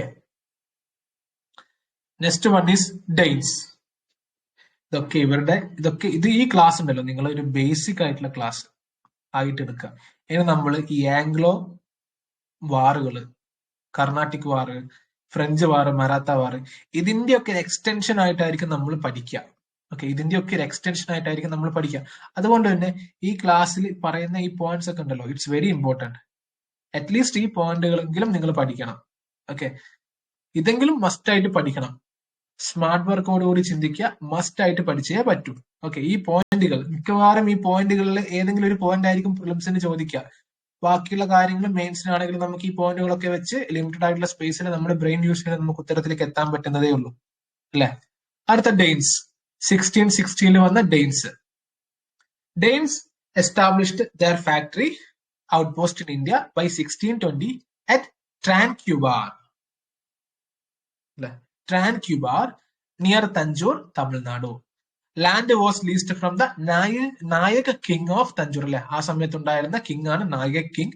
അപ്പൊ ആ നായക് കിങ്ങിന്റെ അടുത്ത് നിന്ന് സ്ഥലം വാങ്ങിച്ച് ലീസിന് എടുത്തിട്ടാണ് ഫസ്റ്റ് ഫാക്ടറി ട്രാൻക്യൂബാറിൽ എസ്റ്റാബ്ലിഷ് ചെയ്യുന്നത് Daines.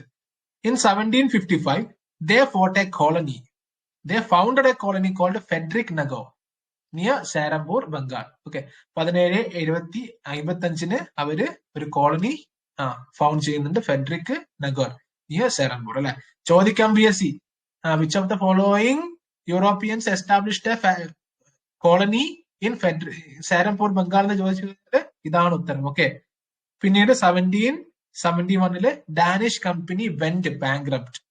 Okay, bankrupt and the Serampore was transferred to British crown, അല്ല ഡാനിഷ് ക്രൗൺ, സോറി.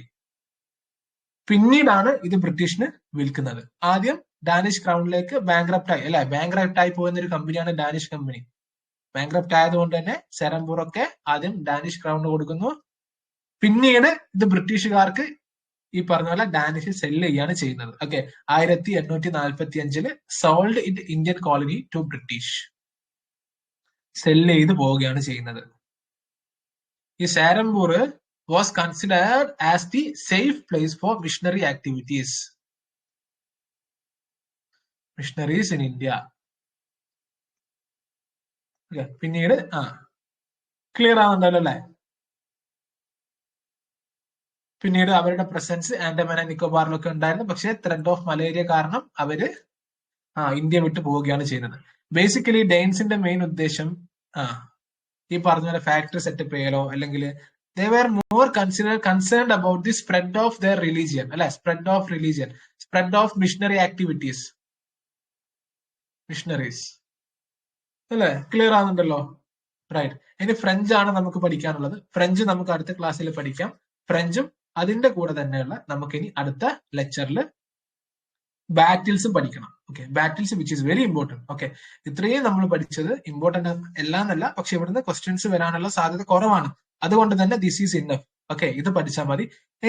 അടുത്ത ഭാഗം നമുക്ക് പഠിക്കാനുള്ളത് ബാറ്റിൽസ് ആണ്. ആംഗ്ലോ കർണാട്ടിക് വാർ, മൈസൂർ, മറാത്താസ്, സിന്ധ്, പഞ്ചാബ്, അതൊക്കെ ഉണ്ടല്ലോ. അവിടെ നിന്നാണ് മിക്കവാറും 1-2 ക്വസ്റ്റ്യൻസ് ചോദിക്കാനുള്ള സാധ്യതയുള്ളത്. അപ്പൊ അടുത്ത ലെക്ചറിൽ നമുക്ക് അത് പഠിക്കാം ഓൾസോ, കേട്ടോ, വിത്ത് ഫ്രഞ്ചിന്റെ ലാസ്റ്റ് കാര്യങ്ങളും പഠിക്കാം. So this is the first lecture. ഇതിന്റെ PDF ഞാൻ ഗ്രൂപ്പിലിടാം. ഇനി നിങ്ങൾ ചെയ്യേണ്ട കാര്യം എന്താന്ന് വെച്ച് കഴിഞ്ഞാല്, ഞാൻ മന്ത്ലി മാഗസീൻ